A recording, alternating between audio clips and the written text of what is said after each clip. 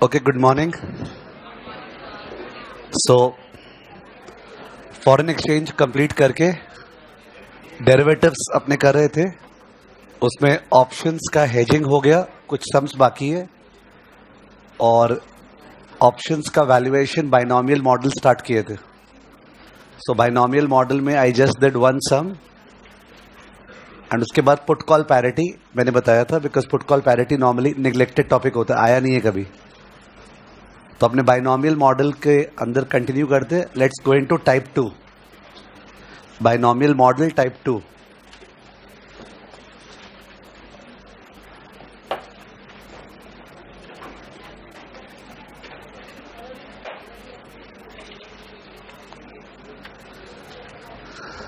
Binomial model type 2.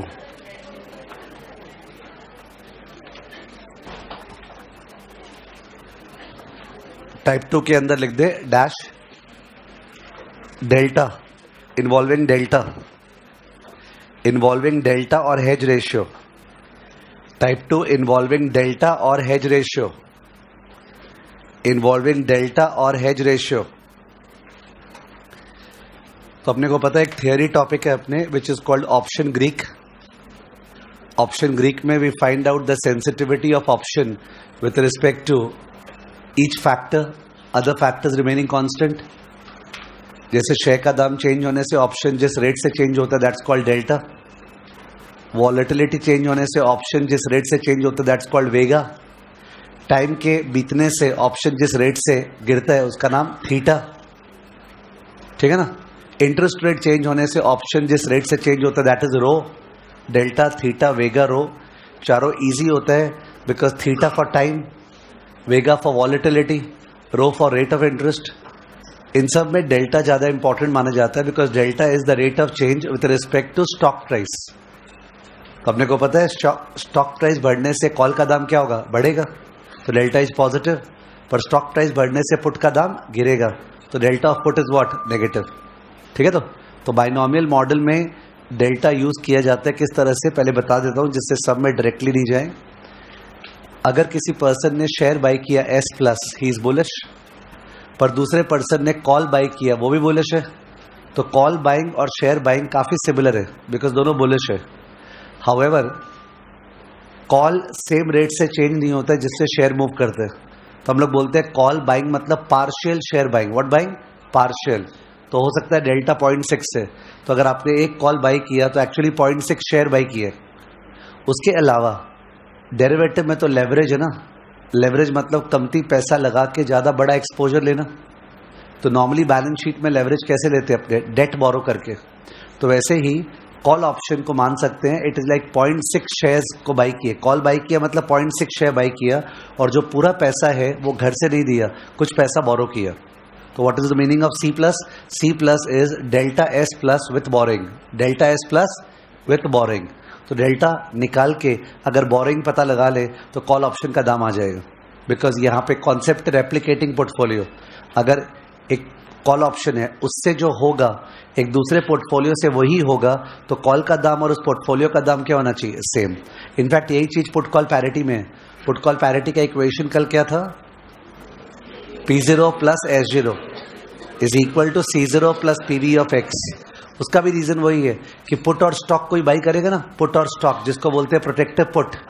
Put और stock अगर by करेगा और दूसरा आदमी कॉल और बॉन्ड बाई करेगा, कॉल और बॉन्ड, तो दोनों का पे ऑफ क्या होगा, सेम. तो जब भी दो चीज का पे ऑफ सेम है there cost has to be what, same. ठीक है. तो डेल्टा उस काम में आता है. ठीक है. डेल्टा को अपने निकालते हैं with the help of slope का formula y2 minus y1 divided by x2 minus x1. तो ऐसा कोई फॉर्मूला लर्न नहीं करना पड़ता है. तो सब के थ्रू देख रहे हैं कि उसमें क्या करना है. Page number 202, 149. Page number 202.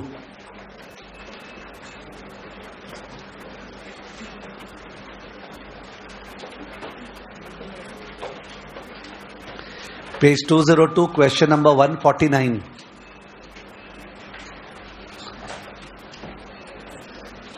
Mr. Dayal is interested in purchasing equity shares of ABC Limited which are selling at 600 each. तो 600 अपना S हो गया. He expects that the price of the share may go up to 780. याद होगा आपको notation US, और may go down to 480. ये क्या है? DS. ऊपर में 780, नीचे 480. The chance of occurring such variations are 60 and 40%. Underline. Binomial model में कभी भी अपने को प्रोबेबिलिटी नहीं चाहिए, पर ये प्रोबेबिलिटी दे रखा है. ये जो प्रोबेबिलिटी है तो मिस्टर दयाल का एस्टिमेट है कि 60% चांस है बढ़ने का, 40% चांस है गिरने का. बट इन प्रोबेबिलिटी से अपने ऑप्शन प्राइसिंग नहीं कर सकते हैं. ठीक है, तो option pricing prevention of arbitrage से होता है. तो उस पर जो प्रोबेबिलिटी है, वो जो फॉर्मूला था R-D/U-D, उससे आता है. आपने ये प्रोबेबिलिटी नहीं यूज कर सकते हैं. ठीक है, तो पर ये प्रोबेबिलिटी क्या काम आ सकता है? सपोज हमने ऑप्शन का प्राइस निकाल लिया विद द हेल्प ऑफ वो वाला प्रोबेबिलिटी जो होता है, उससे निकाल लिया ऑप्शन का प्राइस. निकालने के बाद किसी का पर्सनल व्यू है कि इतना चांस है बढ़ने का, इतना चांस है गिरने का. वो अपने पर्सनल व्यू के अनुसार ये पता लगा सकता है कि अगर वो कॉल ऑप्शन बाई किया तो कितना उसको फायदा होगा. Did you understand? मैं पहले प्राइसिंग करूंगा बाजार के हिसाब से, R-D/U-D निकाल लिया. अब मैं अगर इस दाम पे खरीदूंगा तो मेरे को कितना फायदा होगा, वो मेरे मन के प्रोबेबिलिटी के हेल्प से मैं निकाल सकता हूं. करेक्ट? तो जो 0.6 0.4 है वो काम आएगा अगर सब में बोला बताइए मिस्टर दयाल को एक्सपेक्टेड फायदा कितना होगा. I will explain further, but remember binomial में कोई भी हालत में ये प्रोबेबिलिटी नहीं यूज कर सकते ऑप्शन प्राइसिंग के लिए. ठीक है ना? Next, a call option on the shares of ABC can be exercised at the end of 3 months with a strike price of 630. 630 is X. What combination of share and option should Mr. Dayal select if he wants a perfect hedge? Question पूछा है, what combination of share and option should Mr. Dayal select if he wants a perfect hedge? तो मैंने भी तो copy में heading लिखाया involving delta और hedge ratio. Delta को hedge ratio बोलते हैं. ठीक है, तो क्योंकि अगर आपने शेयर बाई किया और कॉल सेल किया, शेयर बाई कॉल सेल, तो बुलिश बेरिश हो गया ना. शेयर बाई बुलिश और कॉल सेल बेरिश. या आपने कॉल बाई शेयर सेल किया, वही बुलिश बेरिश है. तो इससे पोर्टफोलियो हेज बन सकता है. पर एक कॉल एक शेयर के बराबर है कि एक कॉल डेल्टा शेयर्स के बराबर है? डेल्टा शेयर्स के. तो हम लोग क्या करना पड़ेगा? अगर अपने एक कॉल बाई कर रहे हैं तो डेल्टा शेयर्स क्या करना पड़ेगा? सेल. या फिर एक कॉल सेल कर रहे हैं तो क्या? Delta shares bye. डेल्टा को अगर समझ में नहीं आ रहा है, नंबर सोचो. 0.6 तो एक कॉल बेचेंगे, 0.6 शेयर बाय. तो एक कॉल बेचे बेरिश, 0.6 शेयर बाय बुलिश, कट गया हेज रेशियो. ठीक है, तो पूछा है what combination of share and option should mister Dayal select if he wants a perfect hedge. ठीक है, तो उसके बाद what should be the value of the option today. ये नॉर्मल सम है, ऑप्शन का प्राइसिंग पूछ रहे हैं. Risk free rate is 10%. Third part, what is the expected rate of return on the option. ये जो expected rate of return, expected माने summation PX, तो ये जो रेट ऑफ रिटर्न है इसमें मिस्टर दयाल का प्रोबेबिलिटी यूज होगा. कौन सा? 60-40. पर जो सेकंड पार्ट है सम का, what should the value of the option today, उसमें प्रोबेबिलिटी वो वाला यूज होगा. कौन सा? R-D/U-D. मैं जो सेकंड पार्ट है सम का वो 2 बार कर दूंगा. एक बार कर दूंगा डेल्टा के हेल्प से और एक बार कर दूंगा नॉर्मल, जैसे अपने करते हैं P/CU 1 - P/CD. ठीक है, तो let's start. Everything starts with the diagram. Without the diagram you will make a mistake, your pickup will not come. ठीक है ना?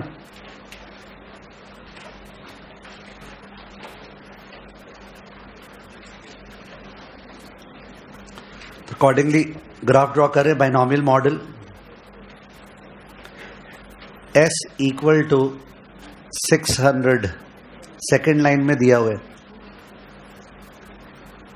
US = 780 थर्ड लाइन में दिया हुआ है. DS = 480. ठीक है, यहां पे X = 630 स्ट्राइक प्राइस. X भी लिख सकते हैं, E भी लिख सकते हैं. ओके. आर इंटरेस्ट रेट जो है 10% पर एनम है. और क्या 1 साल का है क्या ये? He expects the price of share में गो अप इतना इतना in 3 months time. Sorry 3 months है. T = 3 months है. 3 months 3/12. ओके, तो पहले कॉल पे आते हैं. यहां पे राइट साइड में CU और CD. तो 780 - 630. 780 - 630 क्या आ गया? 150 इज कॉल का पे ऑफ, अगर 780 दाम हो गया तो CD लैप्स 0। ठीक है।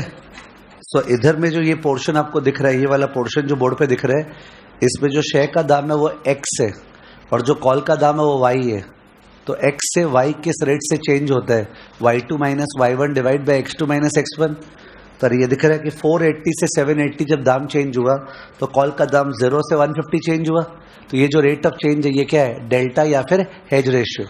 ठीक है। तो बाई चांस अगर ऐसा हुआ कि हेज रेशियो या डेल्टा पे शॉर्ट नोट आ गया और आपने प्रिपेयर नहीं किए, तो भी आप एक बाइनोमियल का एग्जाम्पल लेके समझा सकते हो फुल मार्क्स से, देयर इज नो इश्यू। तो what you have done in practical, if it comes in theory you can write the practical over there कि let us explain with the help of an example. ठीक है। तो अपना delta क्या हो गया, लिख लो नीचे, hedge ratio equal to CU minus CD divide by US minus DS। Hedge ratio equal to CU minus CD divided by US minus DS। CU minus CD divide by US minus DS, यानी कि 150 minus 0 divided by 780 minus 480। 150 minus 0 divide by 780 minus 480 क्या आया? 0.5। Delta 0.5 आया। 0.5 का मतलब पता है? दो मतलब है। पहला, शेयर का दाम 1 से चेंज होगा तो कॉल का दाम 0.5 से। दूसरा मतलब एक कॉल आधा शेयर है, एक कॉल आधा शेयर है। सिंपल लैंग्वेज है, बोलने से एकदम कंफर्टेबल लगता है। ठीक है। तो ये डेल्टा हो गया। तो इसका मतलब अगर अपने को हेज पोर्टफोलियो बनाना है तो अपने को कॉल बेचना चाहिए और आधा शेयर बाई करना चाहिए। कॉल बेचना चाहिए और आधा शेयर बाई करना चाहिए। तो बुलिश बेरिश कट गया ना। वही पूछा है, what combination of share and option. Of course ये सब भी कर सकते हैं कि 2 कॉल बेच के 1 शेयर बाई चलेगा। मैं बोल रहा हूं 1 कॉल सेल करके आधा शेयर बाय। सपोज किसी को लगेगा सर आधा शेयर पॉसिबल थोड़ी है, तो कोई बात नहीं है, 2 कॉल बेच दो 1 शेयर बाय। ठीक है। तो वो दोनों में से कोई भी चलेगा। या आपने 4 कॉल बेचे 2 शेयर बाय, तो माने that combination is like this. तो लिख दो next line, hence the hedged portfolio. Hedged portfolio का और एक नाम है, क्या पता कहीं और काम आ जाएगा, इसलिए ब्रैकेट में वो लिखवा दे रहा हूं। जो हेज्ड पोर्टफोलियो आपने लिखा उसके ब्रैकेट में लिख दो delta neutral portfolio. Delta neutral portfolio, hedged portfolio का और एक नाम है डेल्टा न्यूट्रल पोर्टफोलियो। ठीक है। Hence the hedged portfolio bracket delta neutral portfolio is C minus and 0.5 S plus, C minus and 0.5 S plus, और 2C minus and 1 S plus, 2C minus and 1 S plus. Okay, 2C minus and 1 S plus. देखिए answer ये लोग का क्या है। इन लोग का answer, mister Dayal should purchase 0.5 shares for every 1 call option. तो ये लोग का आंसर है C minus and 0.5 S plus वाला आंसर मैच हुआ अपना। C minus and 0.5 S plus. देखा आपको, purchase 0.5 shares for every 1 call option. In fact लिखने का तरीका इनकम्प्लीट है इनका, क्योंकि वो पता ही नहीं चल रहा कॉल बेचा है क्या। देख लो, should purchase 0.5 share is okay for every 1 call option. Every call 1 call option sold ना, the language is not perfect over here. Should purchase 0.5 shares for every 1 call option what sold. Correct है। ठीक है, ये वाला part अपना हो गया। एक बार अंडरस्टैंडिंग के लिए कि रिस्क फ्री पोर्टफोलियो कैसे है, एक रिस्क फ्री पोर्टफोलियो से बाद में जो होगा पे ऑफ वो कांस्टेंट होना चाहिए कि अनसर्टेन। कांस्टेंट। एक रिस्क फ्री पोर्टफोलियो तभी तो हुआ कि चाहे दाम ऊपर जाए चाहे नीचे जाए, मेरे पास देख इस पोर्टफोलियो से इतना ही आएगा, इसका मतलब ये रिस्क फ्री है। तो अपने एक बार डायग्राम देखिए आप लोग सब जन, डायग्राम बोर्ड पे देखिए। डायग्राम में ऊपर में दाम अगर 780 हो गया तो आपने जो हाफ शेयर क्या किया था, बाय, हाफ शेयर बाई किया था। हाफ शेयर को आप बेच दोगे 780 पे, तो 780 इंटू हाफ कितना आएगा। आपने हाफ शेयर बाई किया ना अभी, तो बाद में 780 बेच देंगे हाफ शेयर, तो क्या आएगा 390। और जो C माइनस का हिंदी क्या होता है, C माइनस का हिंदी ऊपर जाने से डिफरेंस जाएगा। ठीक है। तो 630 के ऊपर डिफरेंस जाएगा तो 150 देना पड़ेगा। तो C माइनस का पे ऑफ 150 नेगेटिव, और आधा शेयर जो बाई किए थे उससे 390 आया। 390 माइनस 150 क्या, 390 माइनस 150 क्या, 240 पे ऑफ है ऊपर की तरफ। अब नीचे देखिए, नीचे में तो कॉल लैप्स हो गया, तो C माइनस क्या पे ऑफ 0, और आधा शेयर को 480 बेच दिए। आधा शेयर को 480 बेचे, क्या आया 240, ऊपर भी 240 नीचे ही 240, इसका मतलब Indeed the portfolio is what, risk free. Clear है? तो पोर्टफोलियो रिस्क फ्री है, कोई डाउट ही नहीं है, सही एकदम हेज्ड पोर्टफोलियो है, सामने जाके कोई डर नहीं है इसका। आई होप यू अंडरस्टूड। ठीक है ना? कि यार ये समझाने नहीं बोला है, अगर बोलता डेमोन्स्ट्रेट, क्या बोलता, demonstrate that the portfolio is risk free, तो अपने को वो दिखाना पड़ता। आप नोट में वो भी आंसर लिख लो, बिकॉज नहीं भी पूछा तो भी आपको घर पे पढ़ते समय बेटर लगेगा। ठीक है, लिख देना note, demonstrate that the portfolio of C minus and 0.5 S plus, demonstrate that the portfolio of C minus and 0.5 S plus,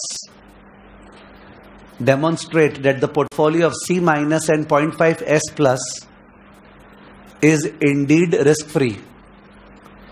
Demonstrate that the portfolio of C minus and 0.5 S plus is indeed risk free. Is indeed risk free. Is indeed risk free. Full stop.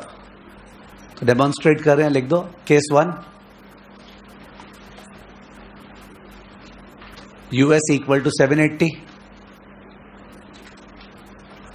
इसके अंदर first bullet, payoff from C माइनस, payoff from C minus equal to -150,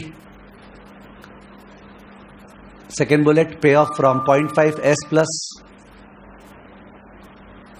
payoff from 0.5 S plus equal to 0.5 into 780 equal to what, 390. Therefore total payoff 240, 390 में से 150 गया, 240. Case 2, case 2 DS equal to 480, case 2 DS equal to 480, first bullet, payoff from C minus, payoff from C minus 0, second bullet, payoff from 0.5 S plus, payoff from 0.5 S plus equal to 0.5 into 480, 0.5 into 480 equal to 240. Therefore total payoff 480. Total payoff 240. Total payoff 240. तो prove हो गया। Case 1 में, case 2 में, दोनों में 240 आया। ये दिखाने का जरूरत नहीं था, बट आपके देखने रिवाइज करते समय कंफर्ट आएगा। ठीक है ना? अब सेकेंड पार्ट पूछ रहा है, what should be the value of the option today, risk free rate is 10%। ठीक है, इसको मैं दो तरीके से निकाल रहा हूं। एक तरीका ये है कि सर अगर कोई पोर्टफोलियो है जिससे पक्का 240 आएगा, अगर कोई पोर्टफोलियो है जिससे पक्का 240 आएगा, वो तो रिस्क फ्री पोर्टफोलियो है, तो उसका उस पोर्टफोलियो का दाम क्या होना चाहिए आज, 240 का पीवी, 240 का पीवी। तो 240 का पीवी निकालें, 10% इंटरेस्ट रेट दिया हुआ था, क्या बोला हुआ था, कैसा है वो, कंपाउंडेड नहीं बोला हुआ है। तो कल जो बात हुआ कि आपका जैसा मन आप मान सकते हो कि 3 महीने का 2.5% या फिर 1.1 to the power 1/4 और या फिर e to the power 0.025. You can do all the three which ever you want. The simplest is what, 2.5%। तो अगर 2.5% के हिसाब से करूं तो उस केस पे डिस्कस करें जिससे समझ में आए कि 240 का प्रेजेंट वैल्यू कैल्सी में क्या आ रहा है, 240 डिवाइड बाय 1.025, कैल्सी में चेक कीजिए, केवल लिखिए मत। 240 बाय 1.025 क्या, 234 पॉइंट समथिंग। तो सही है, जो पोर्टफोलियो आपने ऊपर बनाया ना, ये पोर्टफोलियो का दाम आज 234 पॉइंट समथिंग होना चाहिए, करेक्ट। तो 234 पॉइंट समथिंग के पोर्टफोलियो का दाम आज होना चाहिए, आज। ध्यान दीजिए, आज बता, इधर आ गया मैं, ठीक है। तो आज ये पोर्टफोलियो चलो बनाते हैं, चलो बनाते हैं मतलब आधा शेयर खरीदते हैं। तो आधा शेयर खरीदेंगे तो 600 रुपया, 600 का आधा कितना गया, 300 गया, 300 गया। पर सर कॉल बेचते हैं तो उसका प्रीमियम आया वही तो नहीं पता, कॉल बेचते हैं तो प्रीमियम आया वही तो नहीं पता। तो 300 माइनस कुछ, क्या 300 minus something is equal to जो आपने निकाला 234 पॉइंट समथिंग, क्योंकि पोर्टफोलियो का दाम 234 पॉइंट समथिंग ना। तो 300 रुपया गया शेयर बाई करने में आधा, और कॉल का प्रीमियम आया वो मेरे को नहीं पता। तो 300 माइनस कुछ इज 234 पॉइंट समथिंग। तो दैट कुछ is equal to 300 minus 234 point something. What the answer, 65.85। Are you understanding? तो 65.85 is the value of the call option. Okay normally classes में अपने इस तरह से नहीं करते हैं, अपने वो वाला मेथड से करते हैं, प्रोबेबिलिटी इनटू CU1 में वो वाला मेथड से, पर ये मेथड से चलो अच्छा है, प्रैक्टिस हो गया इन केस आ गया तो, ठीक है। तो और एकदम स्टार्टिंग में प्रैक्टिस हुआ है क्लास के, you have understood it quite well, once you recap you are clear with the delta वाला स्टफ, ठीक है ना। चलो सेकेंड पार्ट सम का, method 1 hedged portfolio approach. Method 1 hedged portfolio approach. Method 1 hedged portfolio approach. Hedged portfolio approach. तो इसके अंदर step 1 cost of the hedged portfolio. Cost of the hedged portfolio today. Cost of the hedged portfolio today equal to 240 divided by 1.025. 240 divided by 1.025 equal to क्या? 234.15. ठीक है, वहां पे assumption देना पड़ेगा कि 10% को assume किया है compounded what? Quarterly. वो जो 10% है उसको assume किया है compounded quarterly. कोई दूसरा कुछ करना चाहे तो कर सकता है कि 240 by 1.1 पावर 1/4 या 240 by e to the power 0.025, तो जरा जरा सा डिफरेंट आएगा, ठीक है। हमने सबसे इजी वाला कर दिया 2.5% के हिसाब से। Step 2 hence the cost of 0.5 S plus and C minus, the cost of 0.5 S plus and C minus today, the cost of 0.5 S plus and C minus today equal to 234.15. ठीक है language, 234.15. Next line, therefore 0.5 into 600 minus C0. 0.5 into 600 minus C0 किया because वो inflow है ना, 0.5 into 600 outflow है और C0 तो inflow है बिकॉज बेच रहे हैं।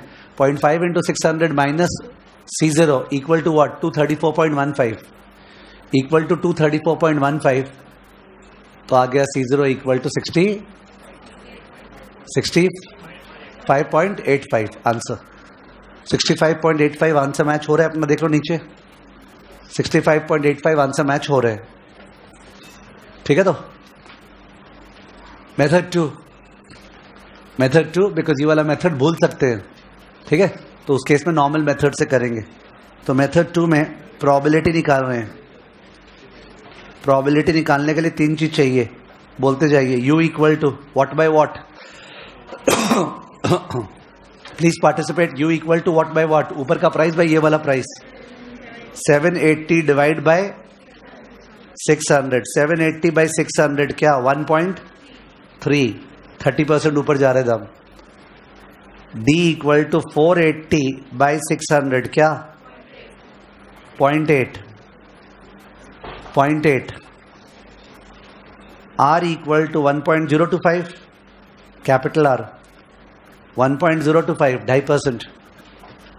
Therefore risk neutral probability, word लिख दो रिस्क न्यूट्रल प्रोबेबिलिटी, क्योंकि इन्होंने अपना प्रोबेबिलिटी दिया है ना, वो रियल वर्ल्ड प्रोबेबिलिटी है, और जो चाहिए वो चाहिए risk neutral probability. P equal to R minus D divided by U minus D, R minus D divide by U minus D, put करके निकाले 1.025 minus 0.8 divided by 1.3 minus 0.8, 1.025 minus 0.8 divide by 1.3 minus 0.8 क्या?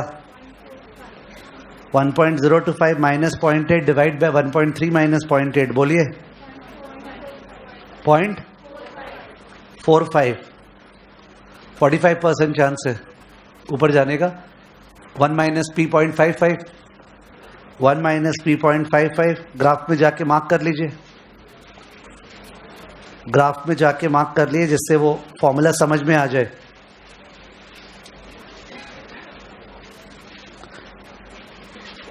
तो this is 0.45, this is 0.55। अब तो समझ में आ रहा है ये क्या करना है। Therefore C0 equal to 0.45 into 150 okay 0.45 into 150 graph में दिख रहे हैं, plus 0.55 into 0, 0.45 into 150 plus 0.55 into 0, the whole divided by 1.025, 0.45 into 150 plus 0.55 into 0, the whole divide by 1.025, क्या 65.85, 65.85, ठीक है 65.85। थर्ड पार्ट सम का पूछा, what is the expected rate of return on the option. तो एक्सपेक्टेड मतलब what does mister Dayal expect to earn. Okay, mister Dayal का expectation, तो यहाँ पे 0.45 0.55 नहीं यूज करेंगे, क्या यूज करेंगे 0.6 और 0.4।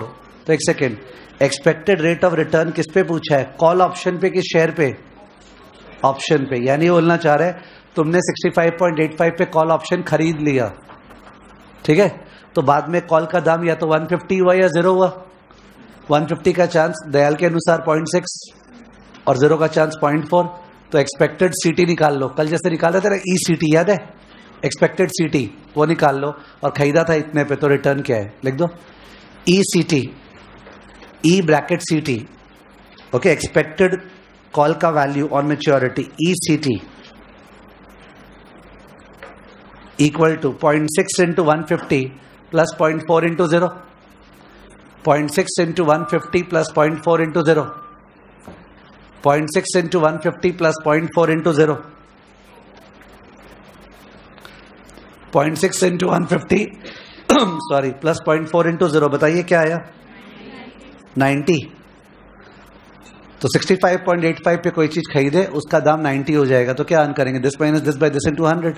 Next line, therefore expected return, expected return is 90 minus 65.85, expected return 90 minus 65.85 whole divided by 65.85 into 100, 90 minus 65.85 whole divided by 65.85 into 100, 90 minus 65.85, the whole thing divided by 65.85 into 100, what is it, 36.67%, 36.67% return. Okay, 36.67% return है, तो 36.67% return आया इनका next page में, correct है। तो दो type का सम हो गया, बाइनोमियल का एक फ्लैट सम और एक डेल्टा हेज रेशियो के हेल्प से सम। डेल्टा हेज रेशियो वाला सम करने से और फायदा, आपका डेल्टा भी कंप्लीट हुआ, हेज रेशियो भी कंप्लीट हुआ, और हेज्ड पोर्टफोलियो भी पता चला, ठीक है। ये सब पोर्शन ऐसे होते हैं जो लास्ट में जाके छोड़ते हैं, समझ में नहीं आते, ठीक है, तो बिकॉज कंसेप्चुअल है, बट अपने स्टार्टिंग में किए तो the discussion is very fresh. Next third type का सम, टाइप 3,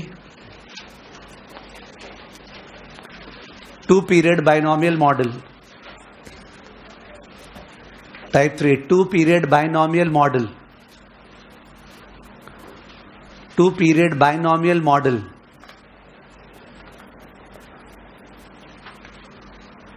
तो 2 पीरियड बाइनोमियल मॉडल में नया कुछ जानने का नहीं होता है, खुद ही सब में बोल देता है कि भाई अगर टोटल 1 साल है तो 6 महीने में 2 दाम क्या होगा, और उसके बाद नेक्स्ट 6 महीने में 2 दाम क्या होगा। सबसे बेस्ट पार्ट ये है कि student when he does the sum, the pickup is very easy, because sum में ही बोला हुआ है क्या होगा, you have to draw the graph.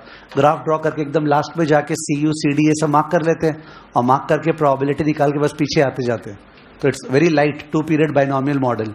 पर अगर अमेरिकन ऑप्शन हुआ, कौन सा ऑप्शन, अमेरिकन, तो अमेरिकन ऑप्शन बीच में एक्सरसाइज अलाउड है।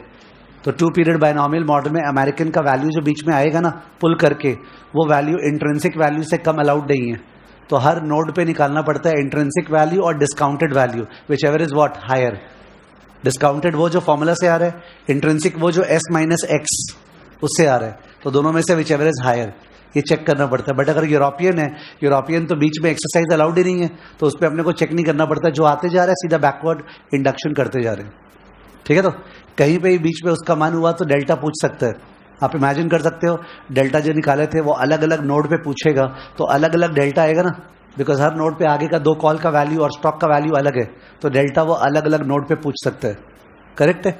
तो what I believe is 2 period binomial model actually 1 period से ज्यादा इजियर होता है स्टूडेंट के लिए, because as he starts reading the sum he understands okay दाम ये होगा, बस फिर ग्राफ बनाए अपने आप ही सारा चीज ध्यान आ गया, करेक्ट, ठीक है। लेट्स सी पेज 203 में 150, पेज 203 में 150, consider a 2 year American call option, बोल दिया अमेरिकन, यानी बीच में चेक करना पड़ेगा. 2 year American call option, strike price of 50 on a stock, the current price of which is also 50. तो स्टॉक अभी एट द मनी चल रहा है, एक्सरसाइज प्राइस 50 है, स्टॉक का दाम भी 50 है. Assume that there are 2 time periods of 1 year, and in each year the stock price can move up or down by equal percentage of 20%. 20% up, 20% down. समझ में आ रहा है? U is 1.2, D is 0.8. U is 1.2 and D is 0.8. Okay, for both the periods, because वो अलग अलग बोल सकता था कि पहले साल में ऐसा होगा, सेकंड साल में ऐसा होगा, कुछ नहीं बोला, बोला दोनों साल ऐसा ही होगा. तो U और D सेम, यानी इस सब में प्रोबेबिलिटी भी दोनों साल क्या आएगा? सेम. अगर अलग बोलता तो फर्स्ट ईयर का अलग प्रोबेबिलिटी निकालते, सेकंड ईयर का अलग. रिस्क फ्री इंटरेस्ट रेट 6%, अपना जो मन, ठीक है. यहाँ पे वैसे तो 2 साल है, पर हर पीरियड का तो 1-1 साल है ना, तो अकॉर्डिंगली 1.06 बेस्ट होगा. चाहे तो ई पावर 0.06 भी ले सकता है, पर 1.06 is the most natural. Using binomial model, calculate the probability of price moving up and down. Also draw a 2-step binomial tree showing prices and पे ऑफ एट ईच नोड. ठीक है. तो इन दैट केस ये अपने को करना है. Let's start.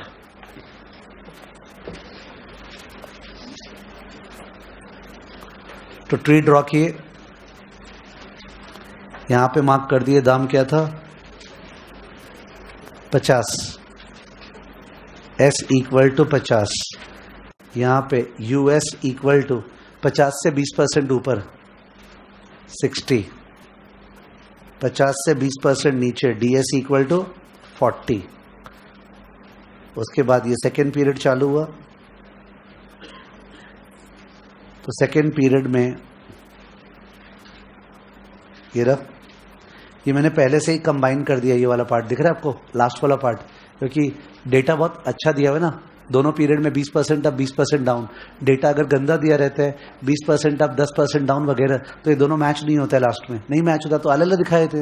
You don't have to take attention. Match हो रहा है तो बढ़िया बात है, नहीं मैच हो रहा है तो भी ठीक है. तो इन दैट केस 60 से 20% अप लिख दे रहा हूं. U²S क्या आया? 60 इंटू 1.2 72. UDS 60 से 20% नीचे क्या? 48. आप क्रॉस चेक कर सकते हो. 40 से 20% ऊपर इज ऑल्सो 48. लास्ट D²S 40 से 20% नीचे 32. तो ग्राफ तो बहुत ही आसान है बनाना, बिकॉज जैसे जैसे बोल रहा है उस तरह से ग्राफ बन गया. अब जाके लास्ट में चले गए, इधर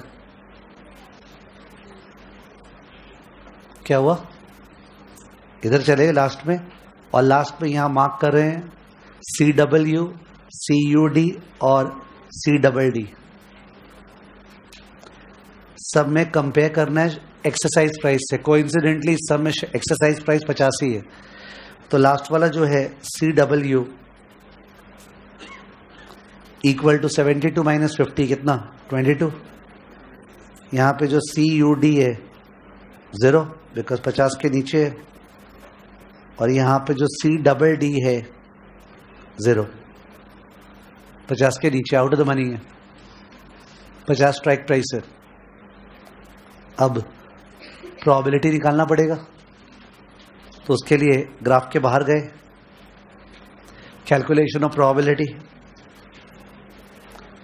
कैलकुलेशन ऑफ प्रोबेबिलिटी में for each year U equal to 1.2, D equal to 0.8, capital R equal to 1.06. So P equal to R minus D by U minus D. क्या आया? P equal to R minus D divide by U minus D. बताइए क्या आ रहा है? R minus D divide by U minus D.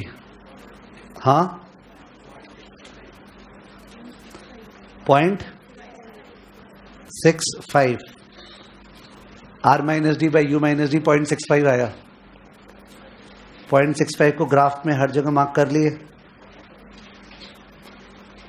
This is 0.65, this is 0.35, this is 0.65, 0.35, 0.65, 0.35.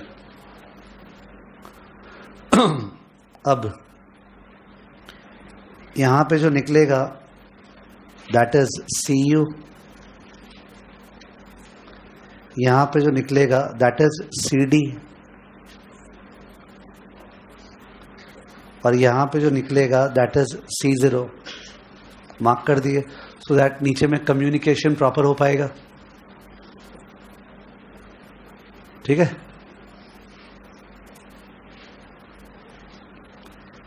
अब अगर ये यूरोपियन होता तब तो सीधा CU क्या होता, 0.65 इंटू ये प्लस 0.35 इंटू ये divided by 1.06. But since American है तो यहाँ पे इसका इंट्रिंसिक वैल्यू 60 माइनस 50 10 है ना, तो पुल करके 10 से नीचे नहीं अलाउड है, तो इसलिए दो बार निकालना पड़ता है. ठीक है ना. तो निकाल रहे हैं फिर से नीचे में जाके calculation of CU,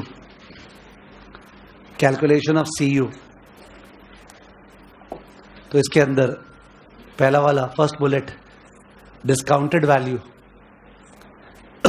discounted value equal to 0.65 into 22 board पे दिख रहा है, plus 0.35 into 0, 0.65 into 22 plus 0.35 into 0 whole divided by 1.06, whole divided by 1.06 क्या आया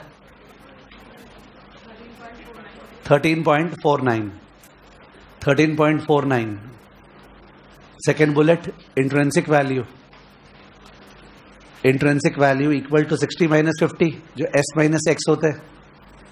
intrinsic value is equal to 60 minus 50 10. तो दोनों में से हायर कौन सा है 13.49. Next line therefore CU equal to max bracket, CU equal to max, max माने higher of, max bracket 13.49 comma 10, 13.49 comma 10 equal to क्या 13.49, 13.49.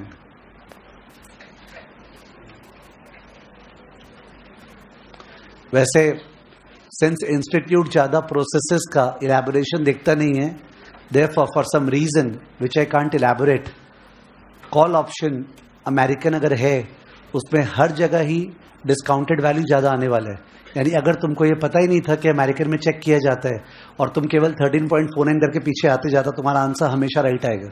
मतलब जो कर रहे हैं वो टाइम वेस्ट है.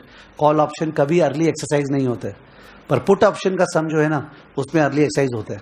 This is just to share with you. तो आप शॉर्टेज ऑफ टाइम फेस कर रहे हो और कॉल का समय आया 2 पीरियड का और अमेरिकन है, अगर आप इंट्रिंसिक वैल्यू नहीं निकालो, केवल CU equal to 0.65 into that करके आ जाओ, आपका आंसर 100% राइट होगा. समझ गए. पर पुट में नहीं कर सकते, पुट में बीच में ट्रिगर हो जाते हैं. ठीक है. खैर अपने नॉर्मल प्रोसेस से करते हैं, मैंने जस्ट हिंट दे दिया. ठीक है. चलो calculation of CD, calculation of CD. तो इसमें थोड़ा शॉर्टकट लगा दे, देख लीजिए आप लोग. एक तो आगे 0 चल रहा है तो डिस्काउंटेड वैल्यू भी 0 होगा, इंट्रिंसिक वैल्यू भी 0 है बिकॉज 40 रुपये 50 से कम है, इसका मतलब CD क्या होगा 0. ठीक है. तो लिख दो first bullet discounted value 0, second bullet intrinsic value 0, discounted value 0, intrinsic value 0, therefore CD equal to 0.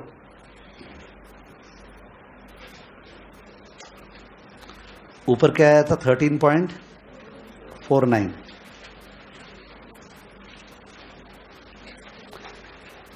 अब ये calculation of C0,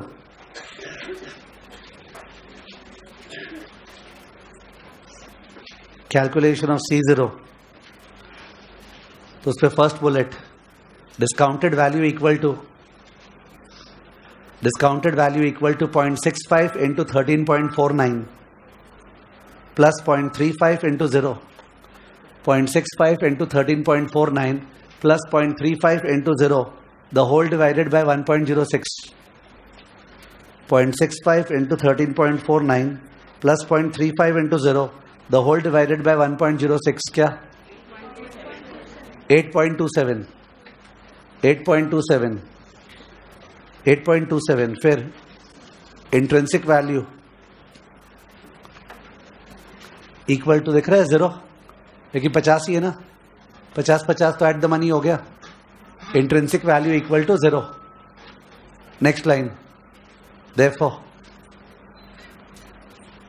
C0 equal to max bracket 8 point क्या था 27 comma 0, max bracket 8.27 comma 0 equal to 8.27, तो 8.27 is the answer. ठीक है, 8.27 is the answer. तो ये 2 period का प्रैक्टिस हो गया अपना। ठीक है, लगे हाथों, सिंस ये सम की और नेक्स्ट सम करने का मौका नहीं मिलेगा 2 पीरियड का, हर पॉइंट पे डेल्टा निकाल लेते हैं। लिख लो नीचे note, state the composition of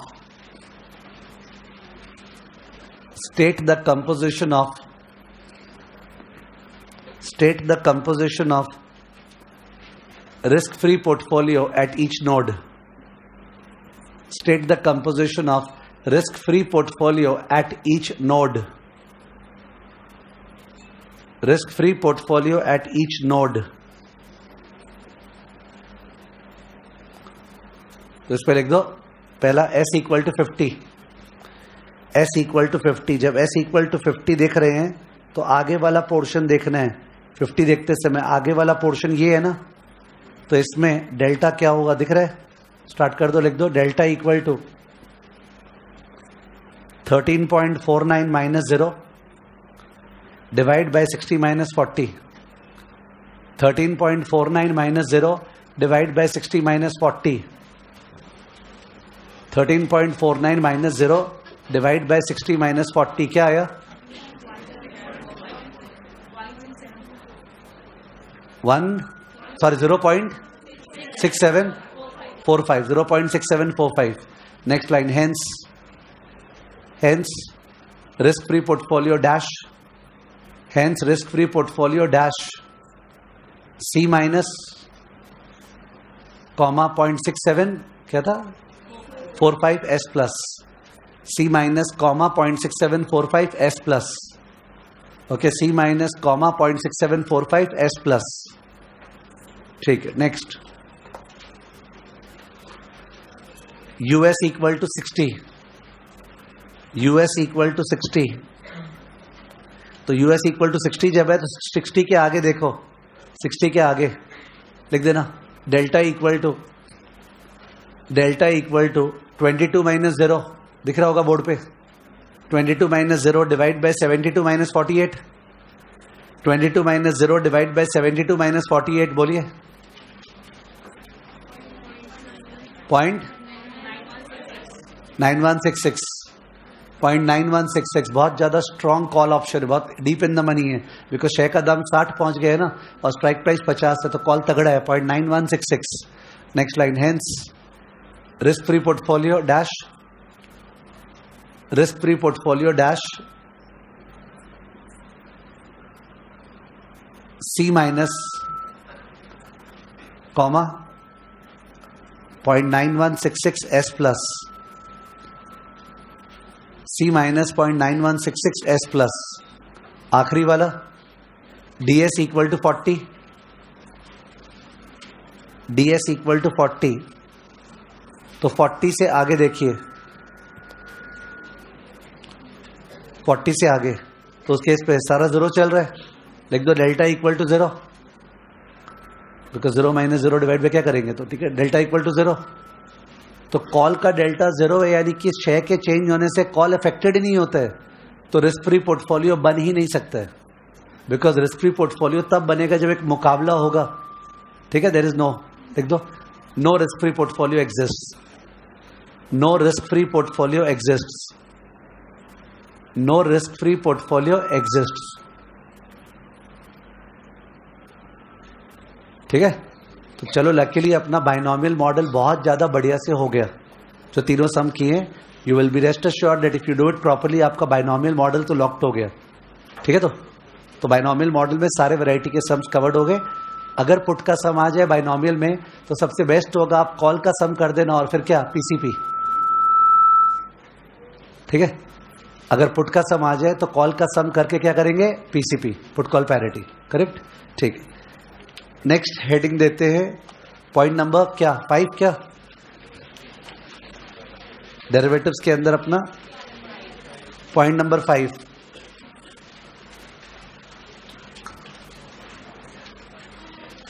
एक सेकेंड जो ब्लैक शोल्स मॉडल है उसमें तो सिंपल फॉर्मूला लगाना है केवल फॉर्मूला का इंप्लीमेंटेशन होता है there is no sense in trying to invest time in Black Scholes model क्योंकि उसपे तो फॉर्मूला कैसे पुट करेंगे वो सिखाना है which is quite mechanical binomial में लॉजिक होता है डेल्टा फिल्टर का Black Scholes is just putting the formula so therefore there is no sense in giving the time अपने काम करते पहले वो जो कल छोड़ रखे थे ना ऑप्शन हेजिंग वाला सम वो कर लेते हैं ठीक है तो you can just right the heading revisiting option hedging revisiting option hedging तो सिंस सम अपने इस वाले बुक में डॉन सीरीज में था नहीं तो मैं नॉर्मल बुक से सम देख के उसका डेटा आपको कम्युनिकेट कर रहा हूं और फिर अपने कर रहे हैं उस सम को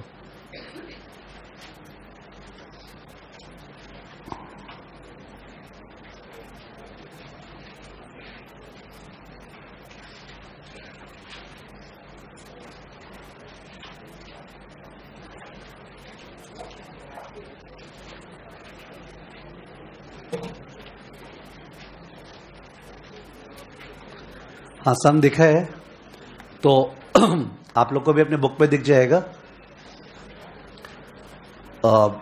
सम का डिटेल्स सुनो फिर बाद में अपने डिटेल्स को बुलेट वाइज लिख लेंगे ठीक है पूरा डिक्टेशन में नहीं जाएंगे ये ऑप्शन हेजिंग का डिफिकल्ट वाला सम है जिसमें होम करेंसी पे ऑप्शन है लिखा है XYZ an Indian firm will need to pay Japanese yen 5 lakh on 30th June Indian firm का येन पेएबल है 5 लाख येन पेएबल क्या चीज का डर येन बढ़ने का डर यानी C+ या फिर रूपी गिरने का डर P+ या तो C+ होगा या P+ होगा ठीक है तो इजी सम हुआ तो C+ होगा बिकॉज येन पेएबल येन पे ऑप्शन और डिफिकल्ट सम हुआ तो P+.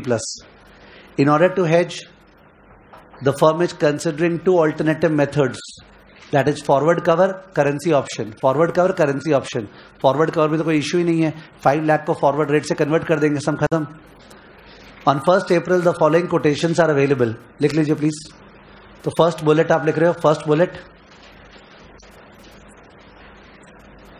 Yen 5 lakh payable yen 5 lakh payable on 30th June yen 5 lakh payable on 30th जून ये पहला इंफॉर्मेशन था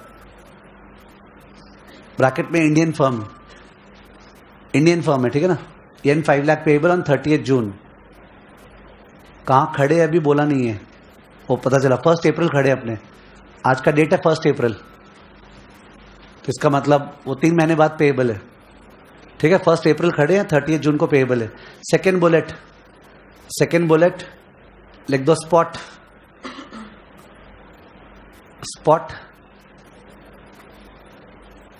ब्रैकेट येन ऑब्लिक INR स्पॉट ब्रैकेट येन ऑब्लिक INR डैश 1.9516 ऑब्लिक 1.9711 तो याद कर लो येन और रूपी में से कौन सा ज्यादा महंगा करेंसी है येन और रूपी में रूपी येन तो सबसे सस्ता करेंसी है ठीक है ना येन और रूपी में तो रूपी महंगा करेंसी है तो अगर रेट 1 से ऊपर है तो रूपी का दाम है अगर रेट 0 पॉइंट समथिंग होता तो येन का दाम है किसका दाम है रूपी का तो इस सब में कोई गुगली नहीं है ठीक है एकदम सही है येन पर रूपी का दाम है there is no problem at all next line next bullet 3 month forward yen per रूपी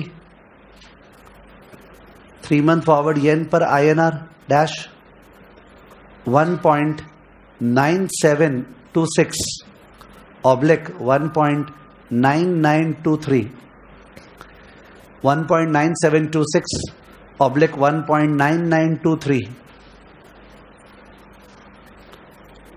तो इसका मतलब फॉरवर्ड का सम तो खत्म फॉरवर्ड का आंसर कैलसी में खुद से निकाल लो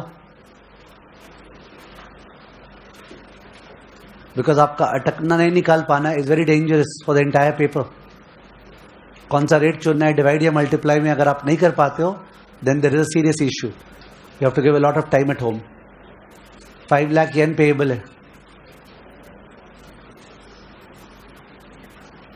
आप इंडियन फर्म हो, बैंक के पास गए, 5 लाख येन पेएबल है, ठीक है? तो आपने किया होगा 5 lakh divide by 1.9726। I hope you are okay. Yen को बाई करना है, मतलब रूपी क्या करना है, सेल, और रेट तो रूपी का था ना, तो रूपी को सेल करना है, ये रहा रुपया को सेल, तो ये वाला रेट और ये रेट तो रूपी के, और 5 लाख येन है, तो क्या होगा, डिवाइड। करेक्ट है? 5 लाख बाय 1.9726, क्या आंसर आ गया? 2,53,000 समथिंग। लिख दो आंसर वहां पे। फॉरवर्ड कवर, डजेंट मैटर, अपने बीच में आंसर लिख रहे हैं, just trying to understand. Forward cover dash rupee outflow after 3 months. Forward cover में rupee outflow after 3 months equal to, rupee outflow after 3 months equal to 5 lakh divide by 1.9726। 5 lakh divide by 1.9726 equal to 2 lakh 53,000। 2,53,472। याद है? इस पर decimal नहीं दिखाना चाहिए, ठीक है? वापस से बोल देना आंसर 2,53,472। ओके, ये आंसर आया है, खत्म। आगे सम कंटिन्यूड है। बुलेट लिखो, स्ट्राइक प्राइस, ऑप्शन का स्ट्राइक प्राइस, ब्रैकेट में एक्स लिख सकते हो। स्ट्राइक प्राइस ब्रैकेट एक्स दिया हुआ है येन 2.125, येन 2.125। तो कोई चीज का दाम अगर येन में दिया हुआ है, कोई चीज का दाम अगर येन में दिया हुआ है, तो वो येन का दाम तो नहीं हो सकता है। कोई चीज का दाम इज इतना yen, that can not be the price of yen ना। यानी ऑप्शन किस पे है, रूपी। यहीं पे क्लियर हो गया, थिंक अबाउट इट, ठीक है? दाम जो है स्ट्राइक प्राइस येन में दिया हुआ है, तो वो तो 1 रूपी इक्वल टू इतना येन ही होगा ना, ठीक है? तो यू कैन नॉट, मतलब एक दूसरा थॉट होता है, लोग क्या सोचते हैं, सर वो जो स्ट्राइक प्राइस कॉल ऑप्शन सब येन में दिया हुआ था, येन का ऑप्शन। मैं बोलता हूं होता है ऐसा, आप देख रहे हो सब में, आपको दिख रहा है यार स्ट्राइक प्राइस येन, प्रीमियम येन, यानी येन का ऑप्शन। गलत है, पूरा गलत हो जाएगा सम। स्ट्राइक प्राइस अगर इन टर्म्स ऑफ येन है तो किसका प्राइस है, रूपी का। Are you getting it? I have seen a number of people making a mistake in that regard. They see that yen में दिया हुआ था सब कुछ, येन के तो टर्म्स में दिया हुआ था, दाम किसका था, रूपी का। डेंजरस चीज, रिमेंबर, ठीक है? तो वहां पे जो लिखा आपने येन 2.125, वहीं लिख दो dash this means it's rupee option, dash this means it's rupee option, this means it's rupee option.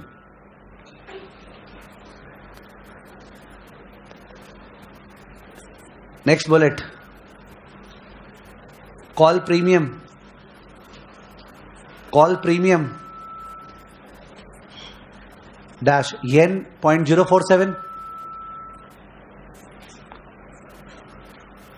Next bullet, put premium,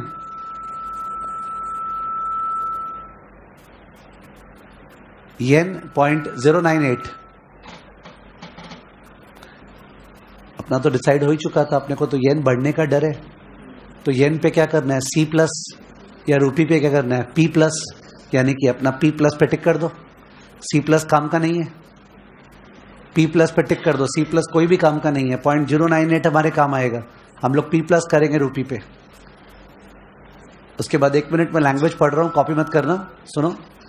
for access और balance of yen covered, the firm would use forward rate as future spot rate। Pure expectation theory, unhedged portion के लिए अपने को forward rate को बाद का spot rate मानना है।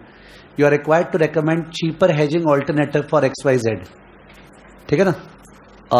ऐसा टोटल में 2 सम्स है, ये वाला सम जो है, उसके बाद और एक सम दिया हुआ है जो अपने कर नहीं पाएंगे। उस सम में 3 ऑप्शंस है, एक है फॉरवर्ड कवर, एक है मनी मार्केट कवर और एक है ऑप्शन कवर।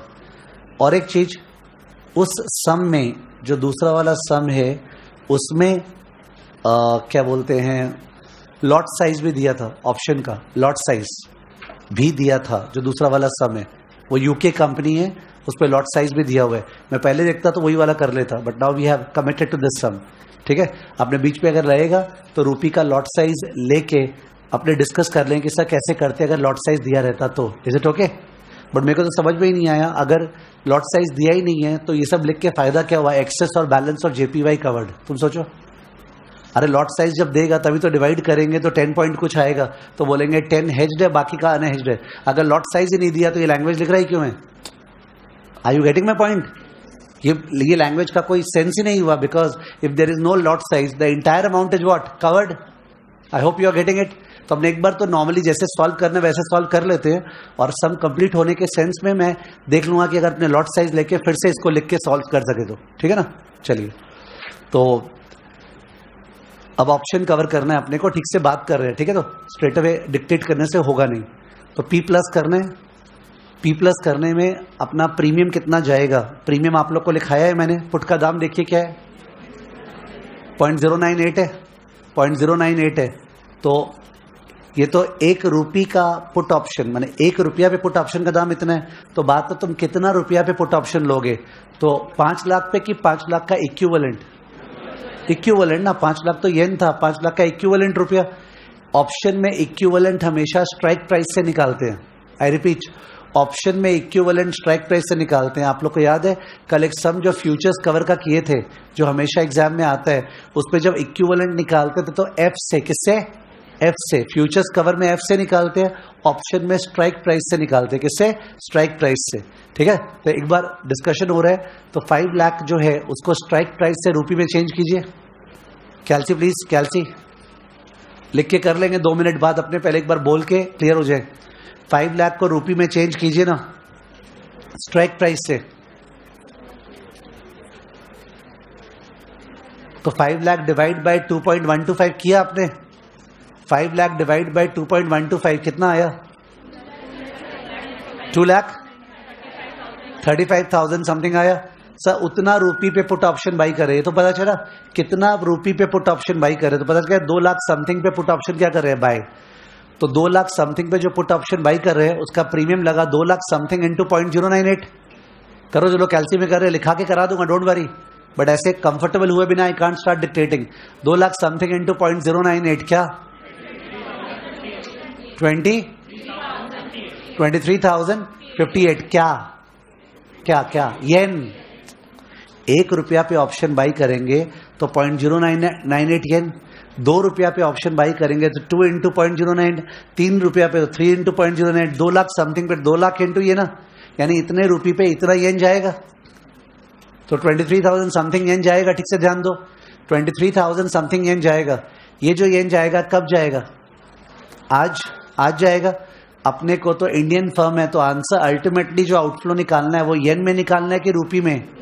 रुपये में. ये तो ध्यान रहे, चाहे कोई भी सम हो हेजिंग का, अगर पेएबल का सम है, आंसर निकालना है होम करेंसी आउटफ्लो, तो अल्टीमेटली तो रुपये आउटफ्लो निकालना है. मेरा तो येन आउटफ्लो निकल गया. तो हम लोग मान रहे हैं इंडियन फर्म को जब ये प्रीमियम देना पड़ा ना, जो तुमने कैल्सी में निकाला 23,000, तो वो ये 23,000 येन को बाजार से बाई किया. 23,000 येन को बाजार से क्या किया? बाय. तो बाजार का स्पॉट रेट, येन बाई करने का रेट देखिए आप लोग कॉपी में. येन बाई करने का स्पॉट रेट आराम से देखो प्लीज कॉपी में. येन बाई माने रूपी सेल, येन बाई मतलब रूपी सेल. कौन सा रेट? 1.9516. 1.9516 से डिवाइड करो. 1.9516 से डिवाइड करो, क्या आया? 11,815. ये वो जो पार्ट है ना, ये पार्ट में ही गलती कर देते हैं लोग, ये जो प्रीमियम निकाले.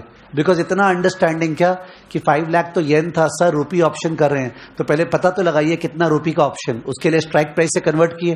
फिर सर 1 रुपया के ऑप्शन का दाम इतना येन है, तो 2 लाख रुपया के ऑप्शन का दाम कितना येन है? येन. ओ सर येन में आया, पर हमको तो रुपी पे करना है, तो ये जो येन पे करना है इसको बाजार में स्पॉट क्या करे? Buy. This is difficult stuff.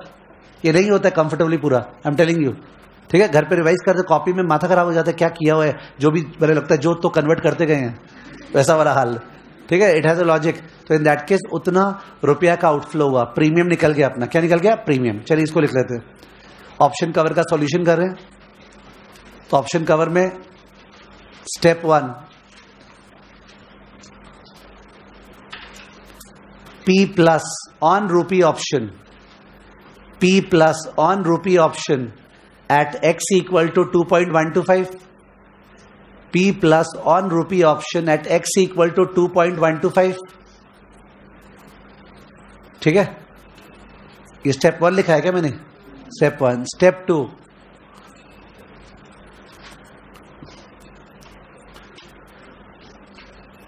और स्टेप 2 में नॉर्मली लिखते हैं नंबर ऑफ कॉन्ट्रैक्ट. नॉर्मली तो ये लिखते हैं यहां पे नंबर ऑफ कॉन्ट्रैक्ट भी लिख सकते हैं, ये मानते हुए कि भाई जो निकल रहा है वही कॉन्ट्रैक्ट है, एक एक रुपी का एक कॉन्ट्रैक्ट होता है, और या फिर माने amount of rupee on which option is bought लिख दो।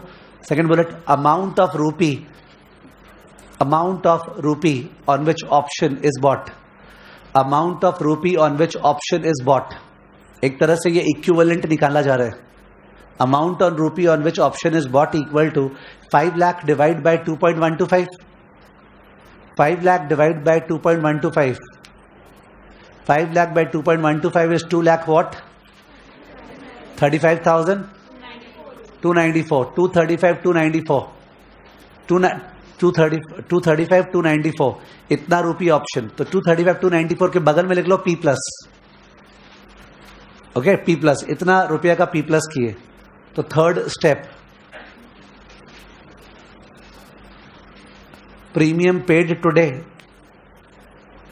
paid today is 235, क्या था 235?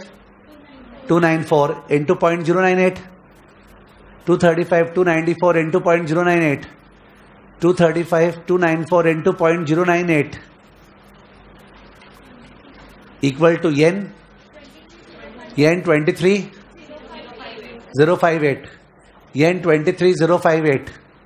तो येन 23,058। Next line, this is purchase spot, this is purchased spot, इसको बाजार से परचेज किए, this is purchase spot because Indian company है, येन कहां से देगा, this is purchase spot dash rupee outflow today, रूपी आउटफ्लो टुडे 23 क्या आया था 058 डिवाइड बाय 1.9516, डिवाइड बाय 1.9516, क्योंकि येन को बाई कर रहे हैं माने रूपी को सेल कर रहे हैं बिड रेट। ओके, येन को बाई कर रहे हैं माने रूपी को सेल कर रहे हैं बिड रेट, तो डिवाइड बाय 1.9516 बोलिए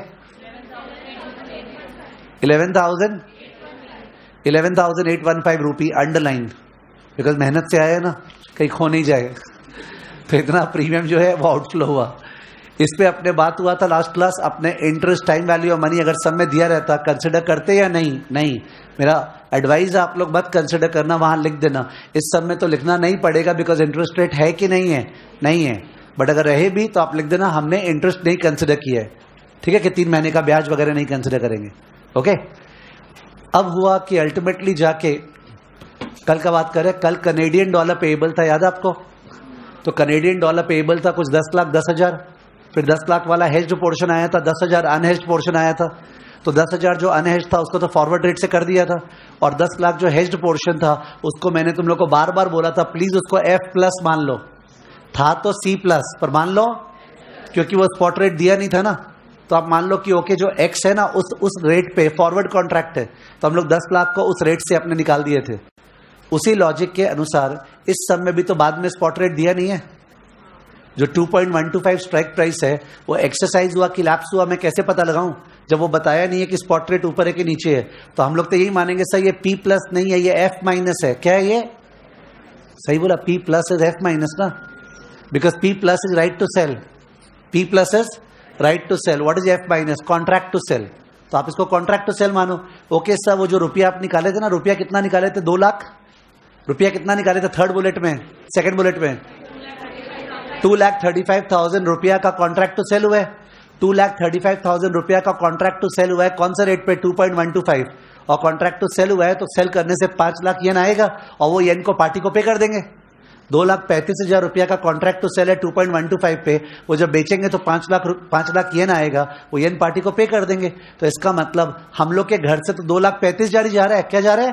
2,35,000 बेस्ड ऑन स्ट्राइक प्राइस। तो लिखिए last bullet, since ST is not given, since ST का मतलब होता है spot rate on maturity, since ST is not given, comma outflow based on X, outflow based on X, hedged portion को X पे दिखाते हैं। Outflow based on X equal to जो निकला हुआ है तुम्हारा 2,35,000 294, 235,294 इतना आपका राइट टू सेल है। तो ये बेचने से 5 लाख येन आएगा, उसको पार्टी को पे कर देंगे। तो 2,35,000 रुपये आउटफ्लो हो गया। Last bullet, therefore total outflow total outflow add कर दो ये अमाउंट प्लस जो प्रीमियम निकाले थे मेहनत से अंडरलाइन किए थे, 2,35,000 वाला पार्ट और वो वाला पार्ट दोनों ऐड कर दो, 2,35,000 वाला पार्ट और वो वाला पार्ट दोनों ऐड कर दो, क्या आया? 247,109। ठीक है, आपके पास आंसर नहीं है, यहां पे मेरे पास जो आंसर है एग्जैक्टली मैच है, 247,109 इंस्टीट्यूट का। ठीक है, 247,109। ओके, इसमें अब मान लेते हैं कि समझ लीजिए रूपी का लॉट साइज दिया रहता, रूपी का लॉट साइज दिया रहता, एक बार डिस्कस हो रहा है लिखना मत। तो रूपी का लॉट साइज जो है वो सपोज दिया हुआ है 60,000। क्या दिया हुआ है? 60,000। एक बार तुम लोग 2,35,000 को 60,000 से डिवाइड करो तो कैलसी में, कॉपी में मत करना, कैलसी में करना। 2,35,000 वाला पार्ट को 60,000 से डिवाइड करो तो बताओ 3.92। 3.92 करेंगे तो 4 होगा, पर 4 करने से ओवरहेज हो जाएगा, जो कोई हर्ज नहीं है, 4 करने से ओवरहेज हो जाएगा। बट ऐसा देखा गया इन लोग का जो भी सम्स होता है ऑप्शन का, उस पर अंडर हेज ही होता है, तो why should be practice such thing. ठीक है, वी शुड दैट वे। तो अगर अपने वो मानते कि ये 70,000 है तो क्या आ रहा है, नहीं 50,000 करो, 50,000 तो क्या आ रहा है, तभी तो 2 पॉइंट ज्यादा ही आ रहा है, 4.7। ठीक है, 40,000 पे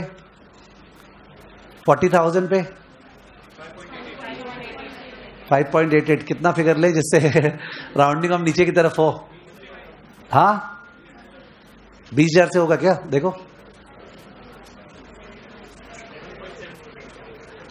ऊपर की तरफ जाते 80-90, देखो 47 खराब फिगर है। 55,000 से हो रहे, 55,000 से क्या हो रहा है देखो, 4.27 हो रहा है। 55,000 ले लेते हैं। ठीक है, तो नीचे लिखिए सम को, नीचे note, suppose lot size of रूपी option, suppose lot size of रूपी option dash ₹55,000, lot size of rupee option dash ₹55,000 is given, ₹55,000 is given, ₹55,000 is given dash. Solve again the option portion, solve again the option portion, solve again the option portion. तो option portion का फिर से करें, first bullet, first step, step 1 P plus at x equal to 2.125, P plus at x equal to 2.125. Step 2, number of contracts,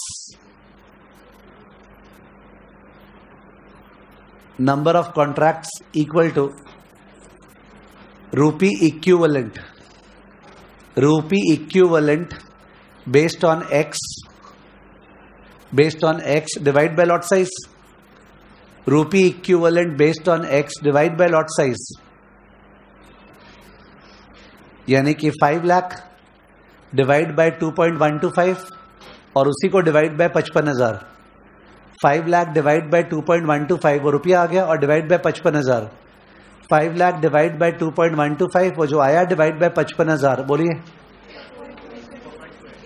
4.28, that is 4 contracts, that is 4 contracts.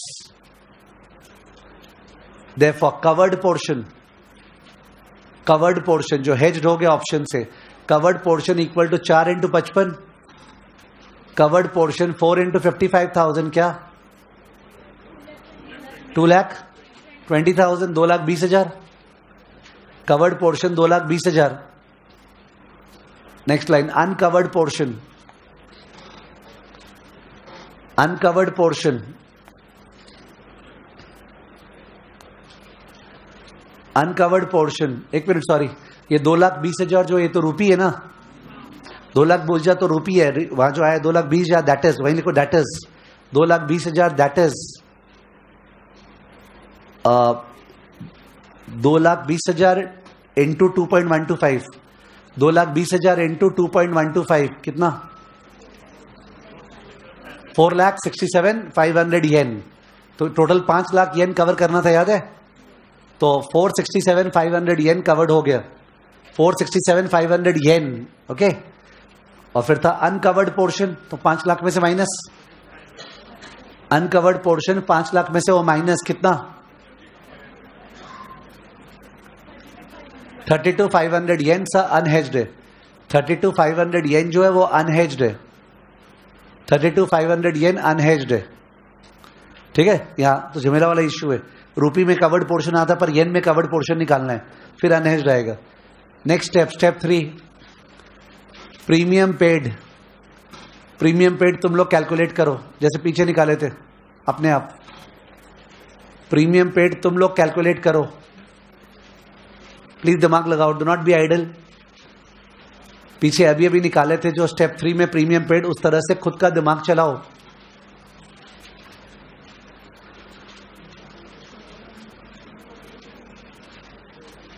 तो जो रुपया का covered portion निकाले, रुपया कवर्ड पोर्शन, वो वाला portion 0.098 से multiply होगा।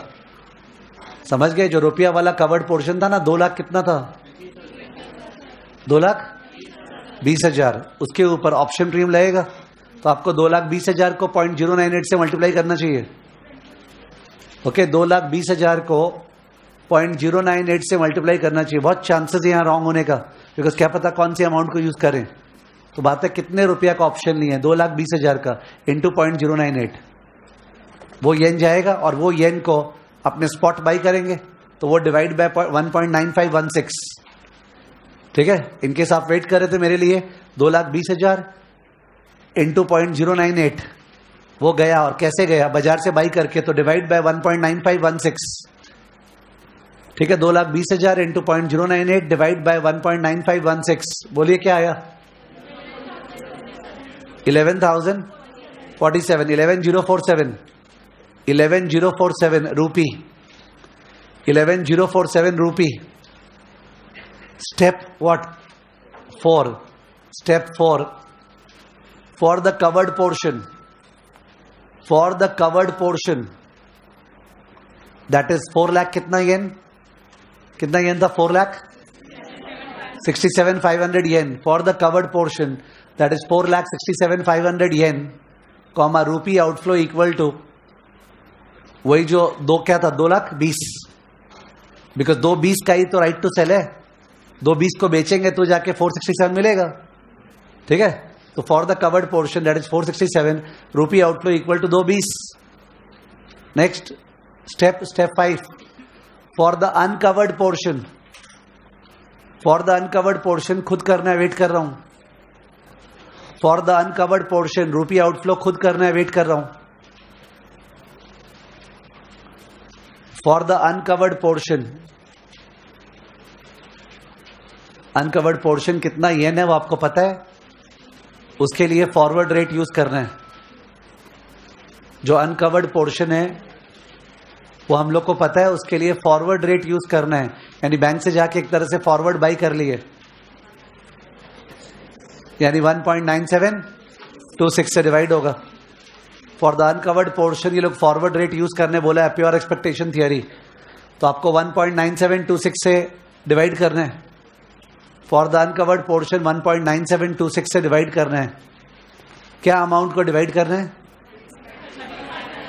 32,500 को डिवाइड बाय 1.9726, क्या 16,475 रूपी, 16,475 रूपी।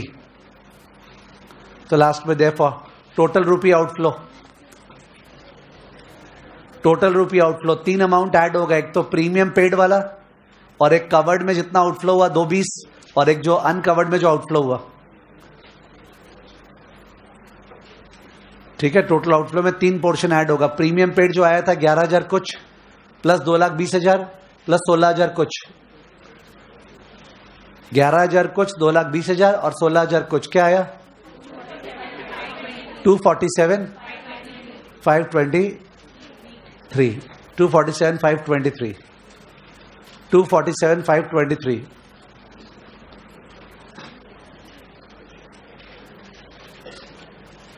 Okay, so this was difficult stuff as mentioned earlier.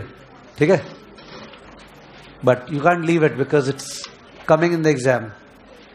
ठीक है, तो ये अपना ऑप्शन हेजिंग कंप्लीट हो गया जो कल छोड़े थे। तो ऑप्शन में स्ट्रैटेजीज वाला पार्ट हो गया था, ऑप्शन में बाइनोमियल हो गया, ऑप्शन में ऑप्शन हेजिंग हो गया, और ऑप्शन में ब्लैक शोल्स का सम अपने कर रहे नहीं है बिकॉज वो तो सिंपल फॉर्मूला है जिसमें केवल पुट करना है, ठीक है। तो it is believe that you will be able to pick it up, छोड़ के नहीं जाना चाहिए। इट्स इलॉजिकल टू आस्क कि सब ब्लैक शोल्स आ सकता है क्या, क्यों नहीं आ सकता है? It is already come in the past, कोई हर टर्म में थोड़ी आएगा, ठीक है। तो the first question could be of Black Scholes model 6 number का, ठीक है। तो ऐसे नहीं छोड़ना चाहिए, ओके। तो क्या बोलते हैं, ऑप्शंस में उसके इसमें सारा पोर्शंस हो गया। We are still into derivatives. लिखिए नेक्स्ट पॉइंट, पॉइंट नंबर 5 या 6 क्या है? 5 ही तो होगा, लास्ट पॉइंट तो कुछ हुआ नहीं है, ठीक है। 6, पॉइंट नंबर 6, पॉइंट नंबर 6 जो है वो लिख लीजिए। It is pricing of futures,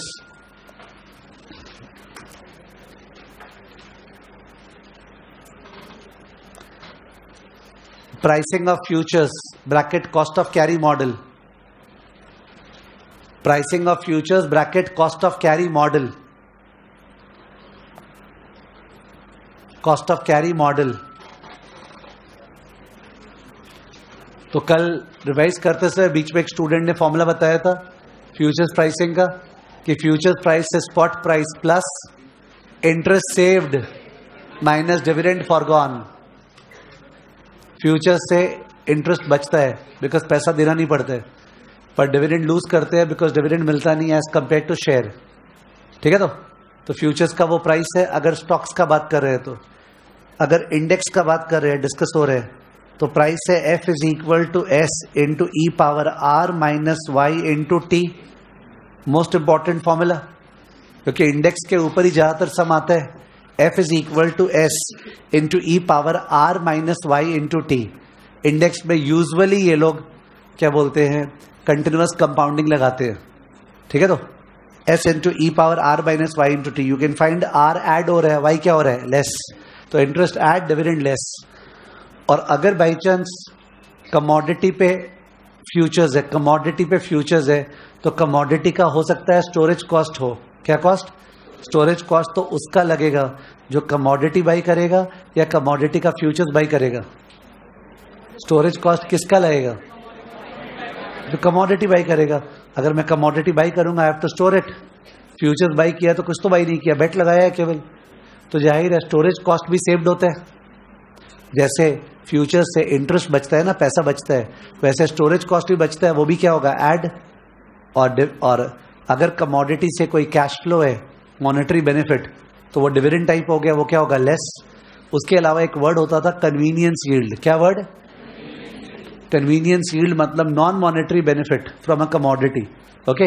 you may not bother about it, just remember that convenience yield is something, it's sort of non monetary yield, dividend yield जैसा हो गया, तो वो क्या होगा, माइनस। तो एक्चुअली फॉर्मूला होता है futures price equal to spot price plus interest plus storage cost minus monetary benefit minus convenience yield.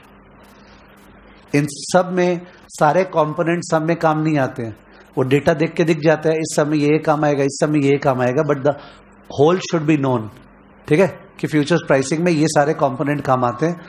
अब करते समय सम्स, जैसे ये टाइमलाइन अगर है, this is 0 and this is what, T, तो स्पॉट प्राइस आज S0 है, फ्यूचर्स पता आज रहता है, पर futures time value money wise T पे खड़ा है। फ्यूचर्स का दाम का फिक्स होता है आज फ्यूचर्स एंटेक की दाम फिक्स हो गया। थ्योरेटिकल डेफिनेशन क्या है, एफ प्लस का बुक वाइज डेफिनेशन क्या है, कॉन्ट्रैक्ट टू बाय, यानी कि अगर आपने फ्यूचर्स बाय किया 520 पे एक शेयर पे, तो इसका मतलब you have a contract to buy the share at 520 after 6 month. तो 520 आपके घर से आज जाएगा कि 6 महीने बाद, 6 महीने बाद। तुमने समझा 520 तय आज हो गया है, पर वो खड़ा तो वहां पे है, तो स्पॉट कहां खड़ा है, आज।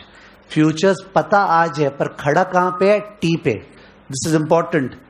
तो इन दैट केस अगर आप इन दोनों को बराबर कर रहे हो तो पता ही है कि सर स्पॉट को आगे भेजना पड़ेगा, तभी तो फ्यूचर्स के बराबर होगा। तो this tackles the part spot plus interest, because plus तो बोलने को प्लस बोल रहे हैं, बोलना चाह रहे हैं कंपाउंडिंग। क्या कंपाउंडिंग? शेयर का दाम कंपाउंड कर दो तो फ्यूचर्स का दाम आ जाएगा।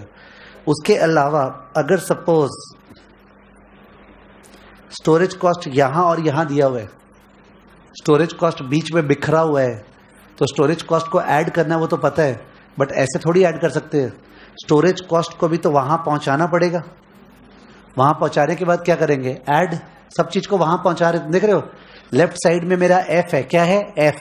तो राइट साइड में जो भी चीज है वो उधर जाएगा, बिकॉज एफ किधर खड़ा है? उधर। तो everything has to go over there और ऐड लेस होगा ना। तो स्पॉट आज था, उसको ब्याज के साथ उधर पहुंचा दिए। स्टोरेज कॉस्ट बिखरा हुआ था, उसको उठा के वहां पहुंचा दिए। बाई चांस कोई मॉनेटरी बेनिफिट वगैरह बीच में बिखरा हुआ है, उसको भी वहां पहुंचा के क्या करेंगे? लेस। माने अगर आदमी को समझ में आ रहा है तो फिर फॉर्मूला नहीं चाहिए कि क्या ऐड क्या लेस, अपने को पता है, पर time value of money use होगा ना, ओके, आगे पीछे भेजने में। तो that needs to be understood. ठीक है? तो उसका एक सम सबसे पहले देख रहे हैं, फ्यूचर्स प्राइसिंग का जो सम है। ठीक है, let's have a look.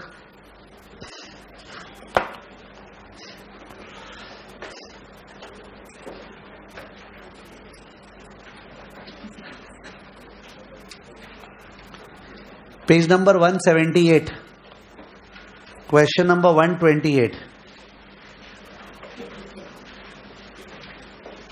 Page 178, question number 128,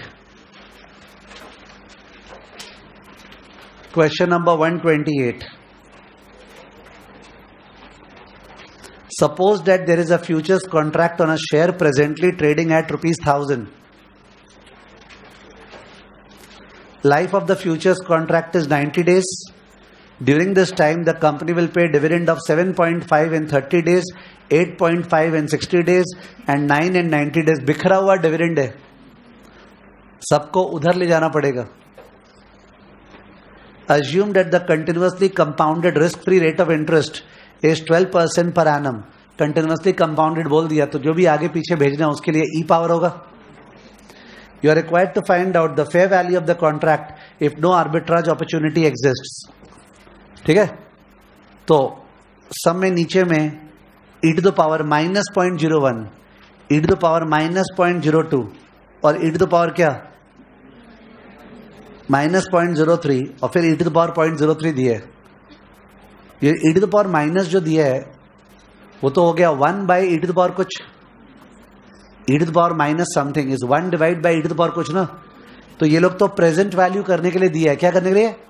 present value. आप समझ रहे हो, डिस्कस हो रहे हैं। इनफैक्ट लिखना स्टार्ट कर दे, लिखो। लिख रहा हूं पीवीडी। पीवीडी माने प्रेजेंट वैल्यू ऑफ डिविडेंड। ये सपोज स्टेप 1 हो गया अपना, present value of dividend. Present value of dividend तो मैंने बात किया था, सबको आगे भेजेंगे। जिस तरह का डेटा दिया हुआ है, पीछे टालने का डेटा दिया है, पीछे टाल लेते हैं। प्रेजेंट वैल्यू ऑफ डिविडेंड के लिए नंबर लाइन ड्रॉ करें। नंबर लाइन में ये 0 है, ये 30 है, ये 60 है और ये क्या है? 90। 30 पे क्या डिविडेंड है? हाँ 7.5, 60 पे 8.5, 90 पे 9। ठीक है, अब इन सबको यहां पे पुल कर रहे हैं, आगे भी भेज सकते थे। इन सबको यहां पुल कर रहे हैं। ये जो आएगा ये पीवीडी है, ये पीवीडी है। तो डिस्कस कर रहा हूं 7.5 को 1 महीना पीछे टालना है, तो 7.5 divide by e power r t discuss हो रहा है। 7.5 divide by e power r t, r 12% है, टाइम 1 मंथ है, तो 1 मंथ का 1% हुआ ना। एंड प्लीज समझो 7.5 को डिवाइड बाय ई पावर 0.01 करना है। डिवाइड बाय ई पावर 0.01 मतलब मल्टीप्लाइड बाय ई पावर -0.01, इसलिए वो ई पावर -0.01 दिए। वैसे ही 8.5 को इंटू ई पावर -0.02 और 9 को into e power -0.03। Are you okay? If you are okay you should not show the steps exactly कि नहीं हम पहले डिवाइड किए फिर ऊपर गया फिर माइनस हुआ। ये सब तुम्हारे समझने के लिए, वहां पे तो यू शुड डायरेक्टली एग्जीक्यूट ना।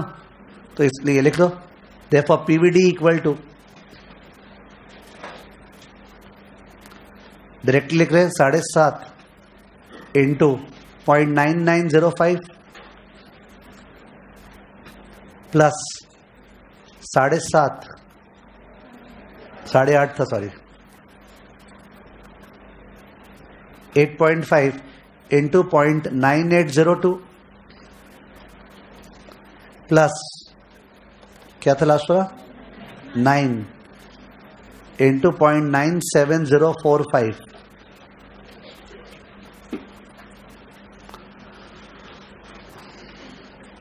7.5 into 0.9905 plus 8.5 into 0.9802 plus 9 into 0.97045 क्या आया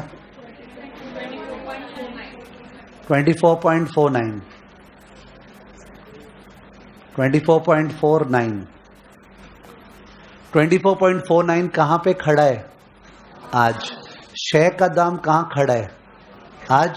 शेयर का दाम था क्या 1000, तो 1000 भी आज खड़ा है, ये भी आज खड़ा है। अपने को पता है वैसे तो डिविडेंड को फॉर्मूला में लेस करते हैं, तो इसका मतलब जब शेयर का दाम को और पीवी ऑफ डिविडेंड एक साथ खड़ा है तो वहीं पे उन दोनों को लेस कर देना चाहिए, माइनस तो करना ही है।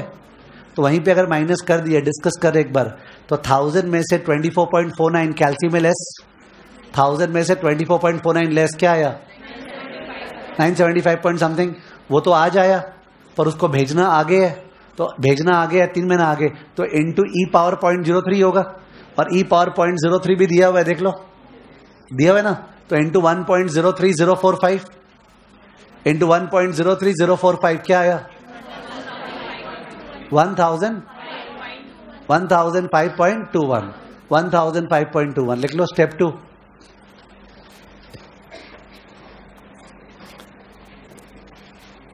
F equal to S minus PVD the whole into e power RT।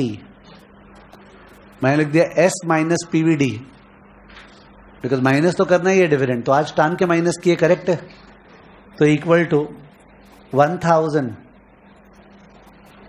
Minus क्या था 24.49 द होल मल्टीप्लाइड बाय 1.03045 क्या आया 1005.21 आंसर, 1005.21 आंसर। ठीक है। अब सेकेंड पार्ट पूछा है value of the cost to carry. तो कॉस्ट टू कैरी मतलब शेयर का दाम क्या है, क्या था 1000 और फ्यूचर्स का प्राइस क्या है 1005.21, कितना डिफरेंस है 5.21, that is the cost to carry. ठीक है, कॉस्ट टू कैरी इज 5.21, लिख दो। Cost to carry is equal to F minus S, cost to carry equal to F minus S. In case odd लग रहा है आपको, कॉस्ट टू कैरी को literally समझ लो, कोई सामान को कैरी करने का नेट कॉस्ट। इस शेयर को अगर कैरी करते हैं, बाई करते हैं, तो आपका इंटरेस्ट लगेगा पर आपको डिविडेंड मिलेगा। वो जो इंटरेस्ट लगेगा माइनस डिविडेंड, वो 5.21, इसलिए तो फ्यूचर्स का दाम ज्यादा है, बिकॉज आपका वो बचा रहा है 5 पॉइंट समथिंग। ठीक है ना, cost to carry F minus S, तो आंसर आ गया 5.21। ठीक है ना, 5.21। तो ये बढ़िया समय कॉस्ट ऑफ कैरी मॉडल के फ्यूचर्स प्राइसिंग का। ठीक है, जिसमें डिविडेंड ऐसे है। नेक्स्ट सब नंबर 2, ये जो किए 128 ये आया हुआ नहीं है, जो 129 है वो आया हुआ है। क्वेश्चन नंबर 129,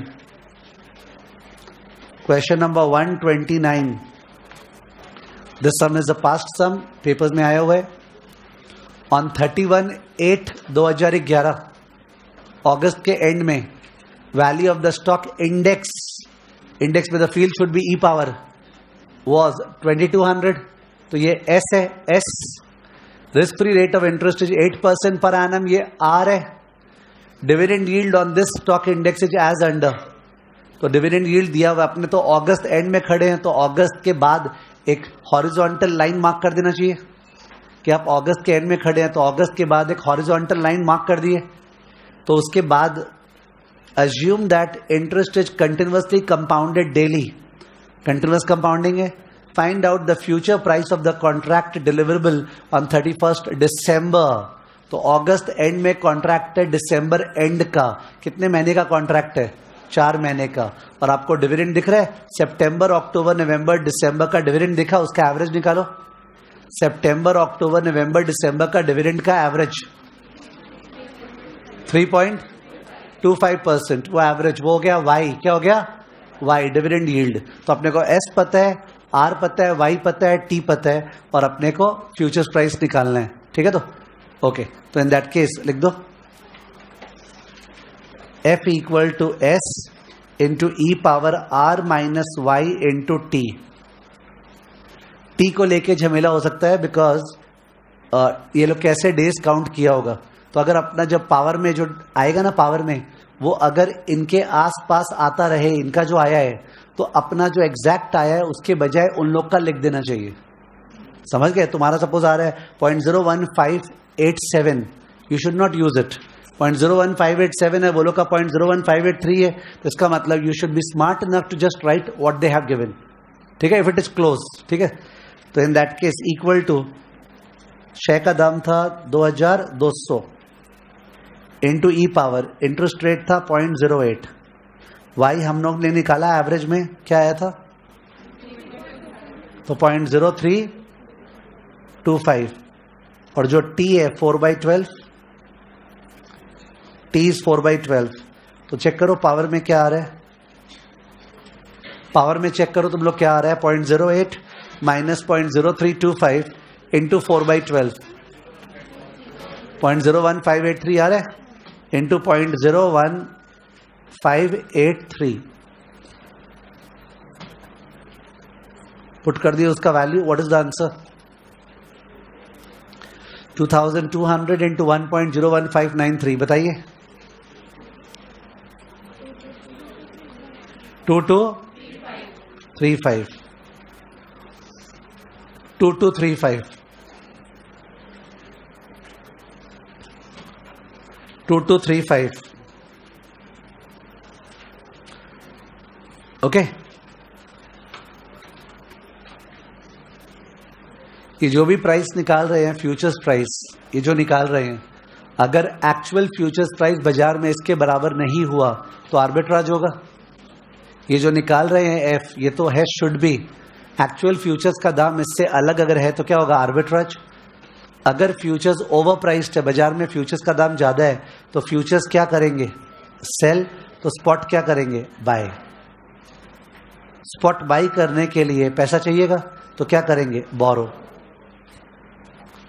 इसको बोलते थे कैश एंड कैरी, क्या, cash and carry arbitrage, cash and carry. पर अगर फ्यूचर्स अंडर प्राइस्ड है तो फ्यूचर्स क्या करेंगे, बाय, तो स्टॉक क्या करेंगे, शॉर्ट सेल, या सेल मान लो तुम्हारे पास था तो, और उसका जो पैसा आया सेल करके उसको क्या करेंगे, इन्वेस्ट।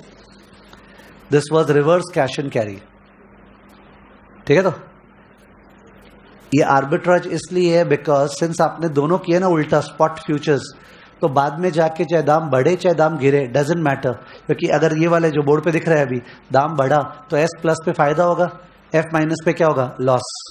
ठीक है, तो और दाम गिरा तो एफ माइनस पे फायदा, एस प्लस पे लॉस। अल्टीमेटली जाके क्या कुछ भी दाम हो जाए, arbitrage profit shall be the amount of mispricing, amount of mispricing. Mispricing किसका डिफरेंस है, एक्चुअल एफ और थियोरेटिकल एफ, एक्चुअल एफ और theoretical F. God knows 10 years से they have not given sums on this portion, on the cash carry arbitrage, reverse cash carry arbitrage. तो seems that syllabus से हट गए। ठीक है, we don't know, तो whatever it is, ज्यादा important topic नहीं है। perhaps only one sum could be seen, कि भाई एक सम देख लेते जिससे आइडिया मिल जाएगा। ठीक है, तो लिख देते प्लीज पॉइंट, केवल एक सम देखेंगे अपने। Point number 7, stock futures arbitrage. Stock futures arbitrage, तो स्टॉक फ्यूचर्स आर्बिट्राज में 2 एरो निकाल दिए। लेफ्ट साइड में F is over priced, left side में F is over priced. Okay, left side में F is over priced, right side में F is under priced.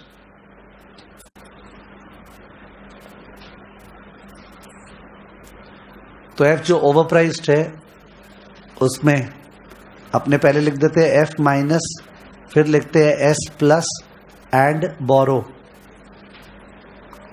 Natural जिस तरह ध्यान आता है सर, ओवर प्राइस्ड तो फ्यूचर सेल, पर सर ये तो बेरिश हो गया इसलिए स्टॉक बाय, संभल गया, और स्टॉक बाय करने के लिए रुपया बोरो, तो इट्स नेचुरल। इसका नाम क्या है? Cash and carry. नाम लिख दे नीचे, C&C, cash and carry arbitrage, C&C arbitrage. और राइट साइड में आपने लिखा था फ्यूचर्स अंडर प्राइस्ड, तो जाहिर है अंडर प्राइस्ड तो क्या होगा? F प्लस, फ्यूचर्स बाई करेंगे, पर सर ये तो बुलिश हो गया, तो क्या करेंगे? S माइनस, जिससे कट गया बुलिशनेस, और जो S माइनस से पैसा आया वो क्या? इन्वेस्ट। ठीक है, रिवर्स कैश एंड कैरी। आपको दिख रहा होगा कॉमन सेंस से, लेफ्ट वाले पार्ट में शेयर बाई किए, इस पोर्टफोलियो में डिविडेंड आएगा, दिखा आपको? लेफ्ट वाले पार्ट में शेयर बाई किया है तो अगर डिविडेंड हुआ तो डिविडेंड मिलेगा, पर ये राइट साइड वाले में स्टॉक शॉर्ट सेल किया है तो डिविडेंड देना पड़ेगा उस आदमी को जिसका शेयर बोरो करके शॉर्ट सेल किया है, तो डिविडेंड का इंपैक्ट भी आने वाला है, इंटरेस्ट का भी आने वाला है।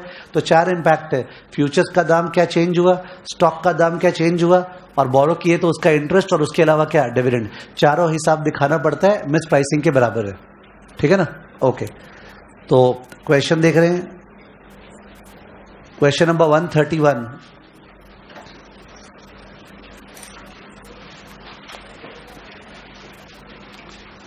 Question number 131, the following data relates to Anand limited's share price.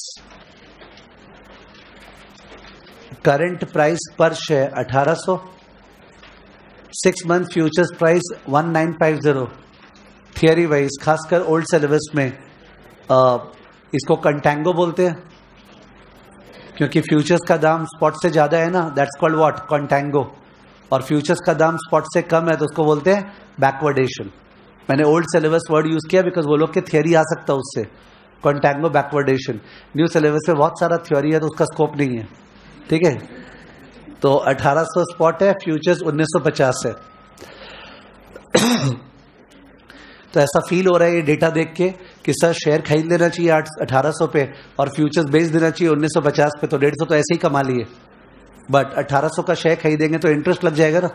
तो आगे पढ़ रहे हैं, assuming it is possible to borrow money in the market for transactions in security at 12% per annum. तो एक बार 12% 1800 पे 6 महीने का इंटरेस्ट निकालो, 12% 1800 पे 6 महीने का इंटरेस्ट निकालो, क्या है? 108। तो क्लियर कट आर्बिट्राज है कि सर 1800 पे शेयर खरीद के अगर फ्यूचर्स बेच रहे हैं 150 पक्का कमाएंगे, और अपना जो इंटरेस्ट लग रहा है वो तो केवल 108 लग रहा है, तो तब भी तो अपना बाकी का 150 माइनस 108 कितना? 42 का आर्बिट्राज है ना। ठीक है, to calculate you are required to calculate the theoretical minimum price of 6 month forward purchase. तो वो आएगा आपका 1800 प्लस 108, 1800 प्लस 108, क्योंकि इस पर स्टोरेज कॉस्ट थोड़ी है, इस पर डिविडेंड थोड़ी दिया है, जो दिया है वो यूज करते, जो नहीं दिया नहीं यूज करते। तो एक्सप्लेन आर्बिट्राज अपॉर्चुनिटी, मैंने आर्बिट्राज को कंडक्ट करके दिखाना है। ठीक है ना? तो अपने जिस पूरा प्रैक्टिस हो जाए इसलिए इस सम के बगल में वो भी लिख दें, also dividend yield on the stock, also dividend yield on the stock, dividend yield on the stock 1%।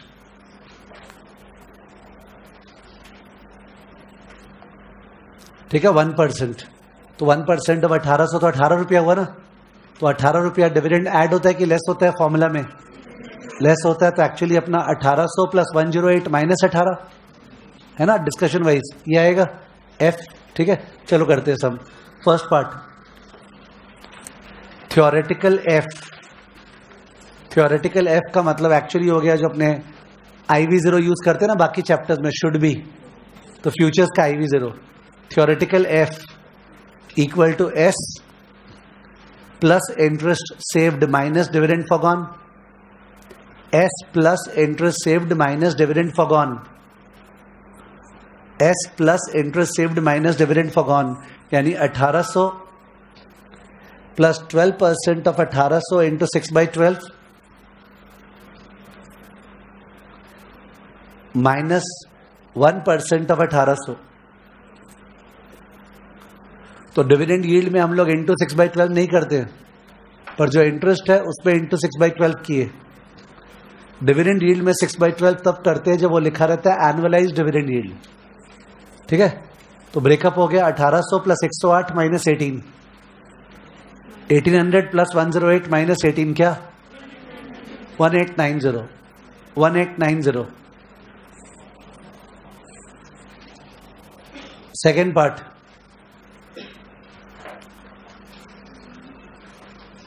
Second part में आर्बिट्राज एक्सप्लेन करने बोला है, तो उसको एक्सप्लेन ये करना है कि पहला तो आप क्या करोगे, व्हाट विल यू डू, और दूसरा जो करोगे उससे क्या होगा। ठीक से ध्यान देना, बिकॉज ज्यादा समझ नहीं ना इसका। तो बोला पहला तो बताना है क्या करेंगे, वो तो इजी है सर, होना चाहिए दाम 1890 और है दाम 1950, तो फ्यूचर्स क्या है ओवर प्राइस्ड, तो क्या करेंगे सेल, स्टॉक क्या करेंगे बाय, और स्टॉक बाय किए तो रुपया बोरो, तो एक तो आपको उसका मार्क्स मिला कैश एंड कैरी आर्बिट्राज का। अब बात आता है उससे प्रॉफिट कैसे होगा। ठीक है, तो दो एस्पेक्ट है। ठीक है, लिखे सेकेंड पार्ट में futures are overpriced, futures are overpriced, full stop. So arbitrage involves F minus comma S plus and borrowing, F minus S plus and borrowing, full stop. ये आपने बता दिया क्या करेंगे। अब दिखाना है सब प्रॉफिट कैसे होगा। तो एक तो ध्यान रखें प्रॉफिट होगा जितना मिस प्राइसिंग है, तो अपना प्राइसिंग होना चाहिए 1890, है कितना, है कितना 1950, आंसर कितना लाना है 60। ठीक है, तो ये लिख देंगे line, irrespective of the price on maturity, irrespective of the price on maturity, irrespective of the price on maturity, comma, arbitrage profit will be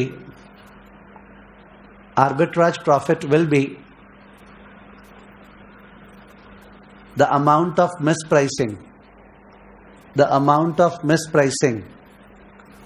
that is 1950 minus 1890, 1950 minus 1890 equal to 60। अब इसको जो शो करने का बात है ना, वो show करने का दो तरीका है। वो डिपेंड करता है एग्जाम में मैच्योरिटी का दाम बताएगा कि नहीं बताएगा। जैसे आपको एफआरए वगैरह में दो दाम बताता है ना, रेट ये हो गया तो प्रूव करो। तो वैसे हो सकता है यहाँ पे भी दो दाम बता देता, बोलता बाद में सपोज शेयर का दाम 2100 हो गया या 1500 हो गया तो प्रूव कीजिए। पर इस समय दो दाम बताया है कि नहीं बताया? नहीं। अगर नहीं बताया दो दाम तो तुमको फिजिकल सेटलमेंट से प्रूव करना है। किससे? फिजिकल सेटलमेंट वर्ड कल भी क्लास पे यूज किए थे। फिजिकल सेटलमेंट माने जो फ्यूचर सेल किया है, that's a contract to sell the share. और कैश सेटलमेंट माने जो फ्यूचर सेल किया है, दैट्स डाउनसाइड बेटिंग। मेंटालिटी का बात है। तुमने जो एफ माइनस किया उसका दो मतलब है, एक है contract to sell the share और एक है डाउनसाइड बेटिंग। तो ये वाले सम में जिसमें दाम बताया नहीं है उसमें मानना चाहिए फिजिकल सेटलमेंट। कौन सा? फिजिकल। तो भाई मेरा 1950 पे कॉन्ट्रैक्ट टू सेल है और वही अगर दाम बता देता 2000 1500 तो मैं क्या करता? कैश सेटलमेंट कि 1950 पे मेरा तो बेट लगाया हुआ है दाम नीचे जाने का। समझ गए? तो हम लोग इसका डिस्प्ले कैसे करेंगे? Physical settlement. ठीक है, तो ये लिखना नहीं पड़ता एग्जाम में कि हम कैसे करेंगे, पर अपने समझने के लिए अपने लिख लेंगे। लिख दो, let's show the process of arbitrage using physical settlement. Let's show the process of arbitrage using physical settlement.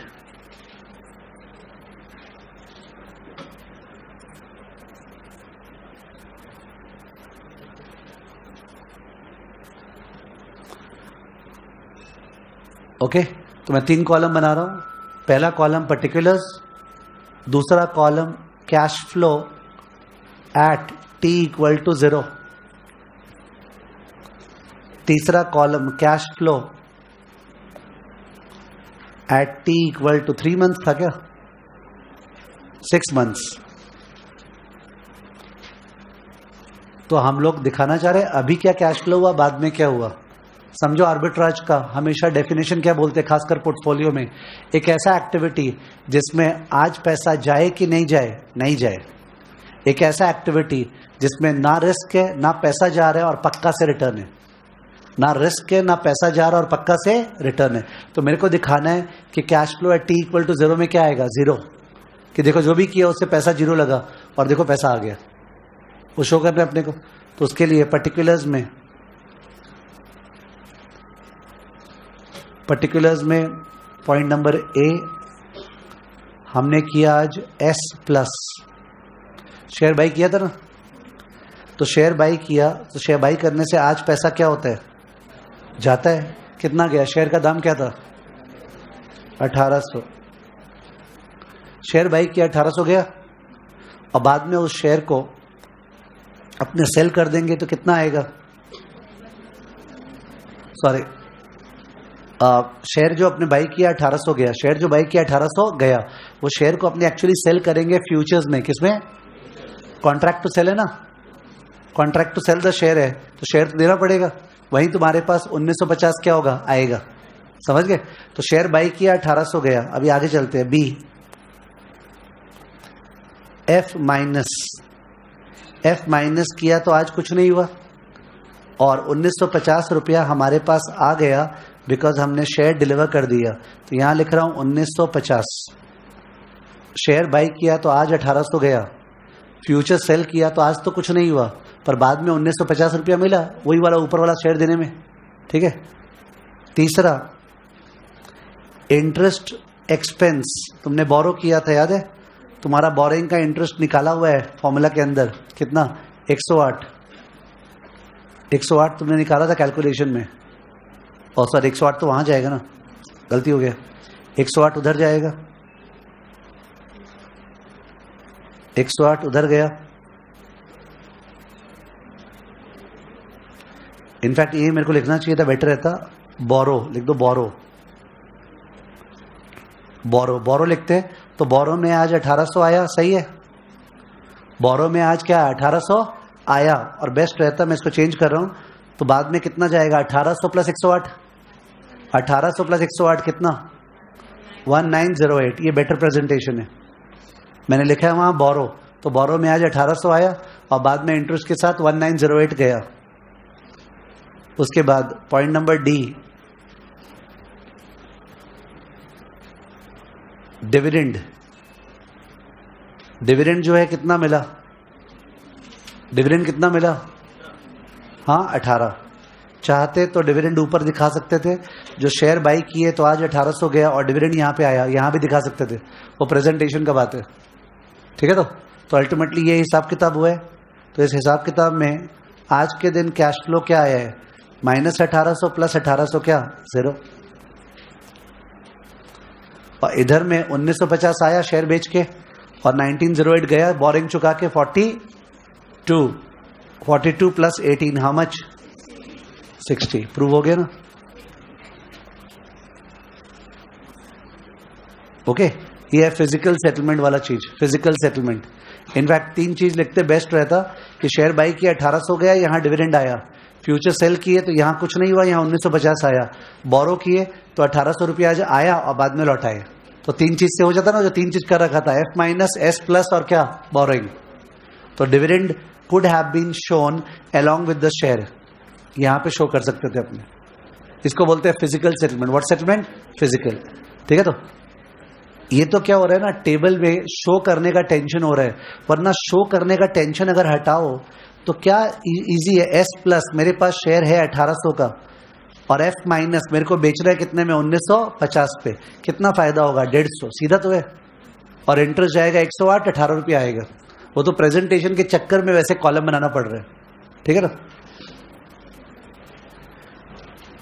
Last note, in case we are given 2 possible share price on maturity, in case we are given 2 possible share price on maturity, in case we are given 2 possible share price on maturity, in case we are given 2 possible share price on maturity, say 1500 and 2100, comma, show the process of arbitrage. Show the process of arbitrage. Show the process of arbitrage. तो दाम 1500 हो गया या 2100 हो गया, arbitrage दिखाना, वही 60 prove कर रहे हैं. ठीक है, तो लिख देना वहां पे we show cash settlement. Solution में वी शो कैश सेटलमेंट.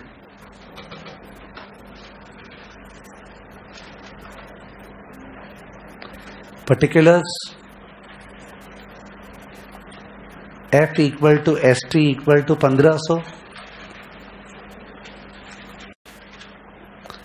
फिर F equal to ST equal to 2100. 2100 था ना.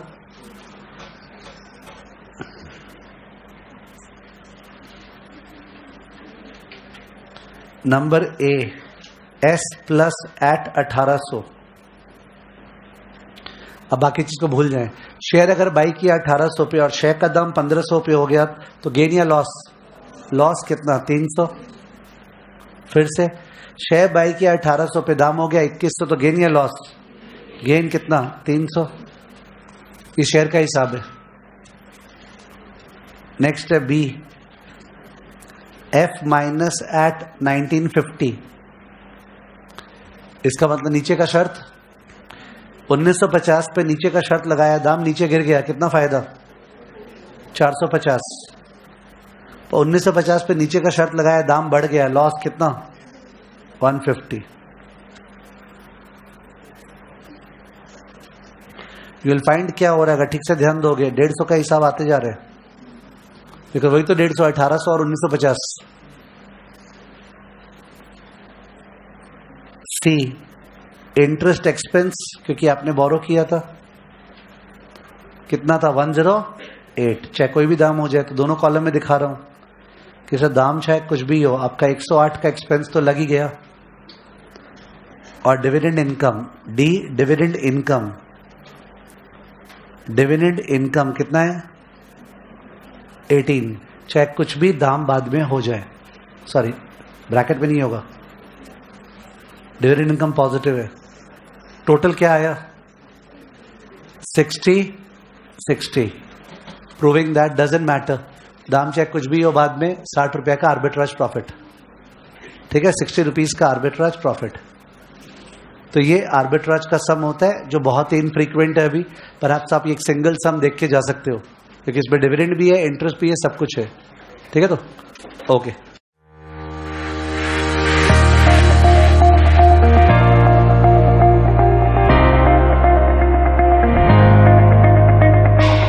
And encouragement are those vital nutrients. They're like the water, that nutrition that nourishes the plant of success. सही जगह पे हो, सही country में, आपने सही प्रोफेशन चुना है. The phases in your life when you will feel low, but then never give up and stay strong.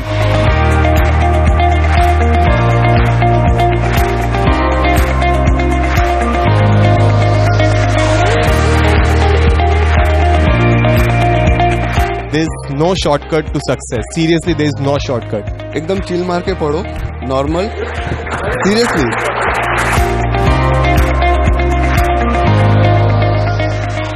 मेरा एक ही मंत्र था, जो सबकी कमजोरी है उसको अपनी ताकत बना लो. आप कितने घंटे पढ़े is not the main thing. It's about आपने उस घंटे में कितना अचीव किया. Any decision that you make in your life, trust yourself that yes, you have evaluated all your pros and cons. You have made a choice based on the best you think of it. Just trust yourself that yes, if you have chosen it, stay true to it, give all of yourself to it, and that's how you can succeed in anything you want. Not just CA, but that's how you should live your life. मैं मेरे गांव से पहला हूं जिसने CA में enter किया और CA कंप्लीट किया. CA is not easy than 10th or 12th class.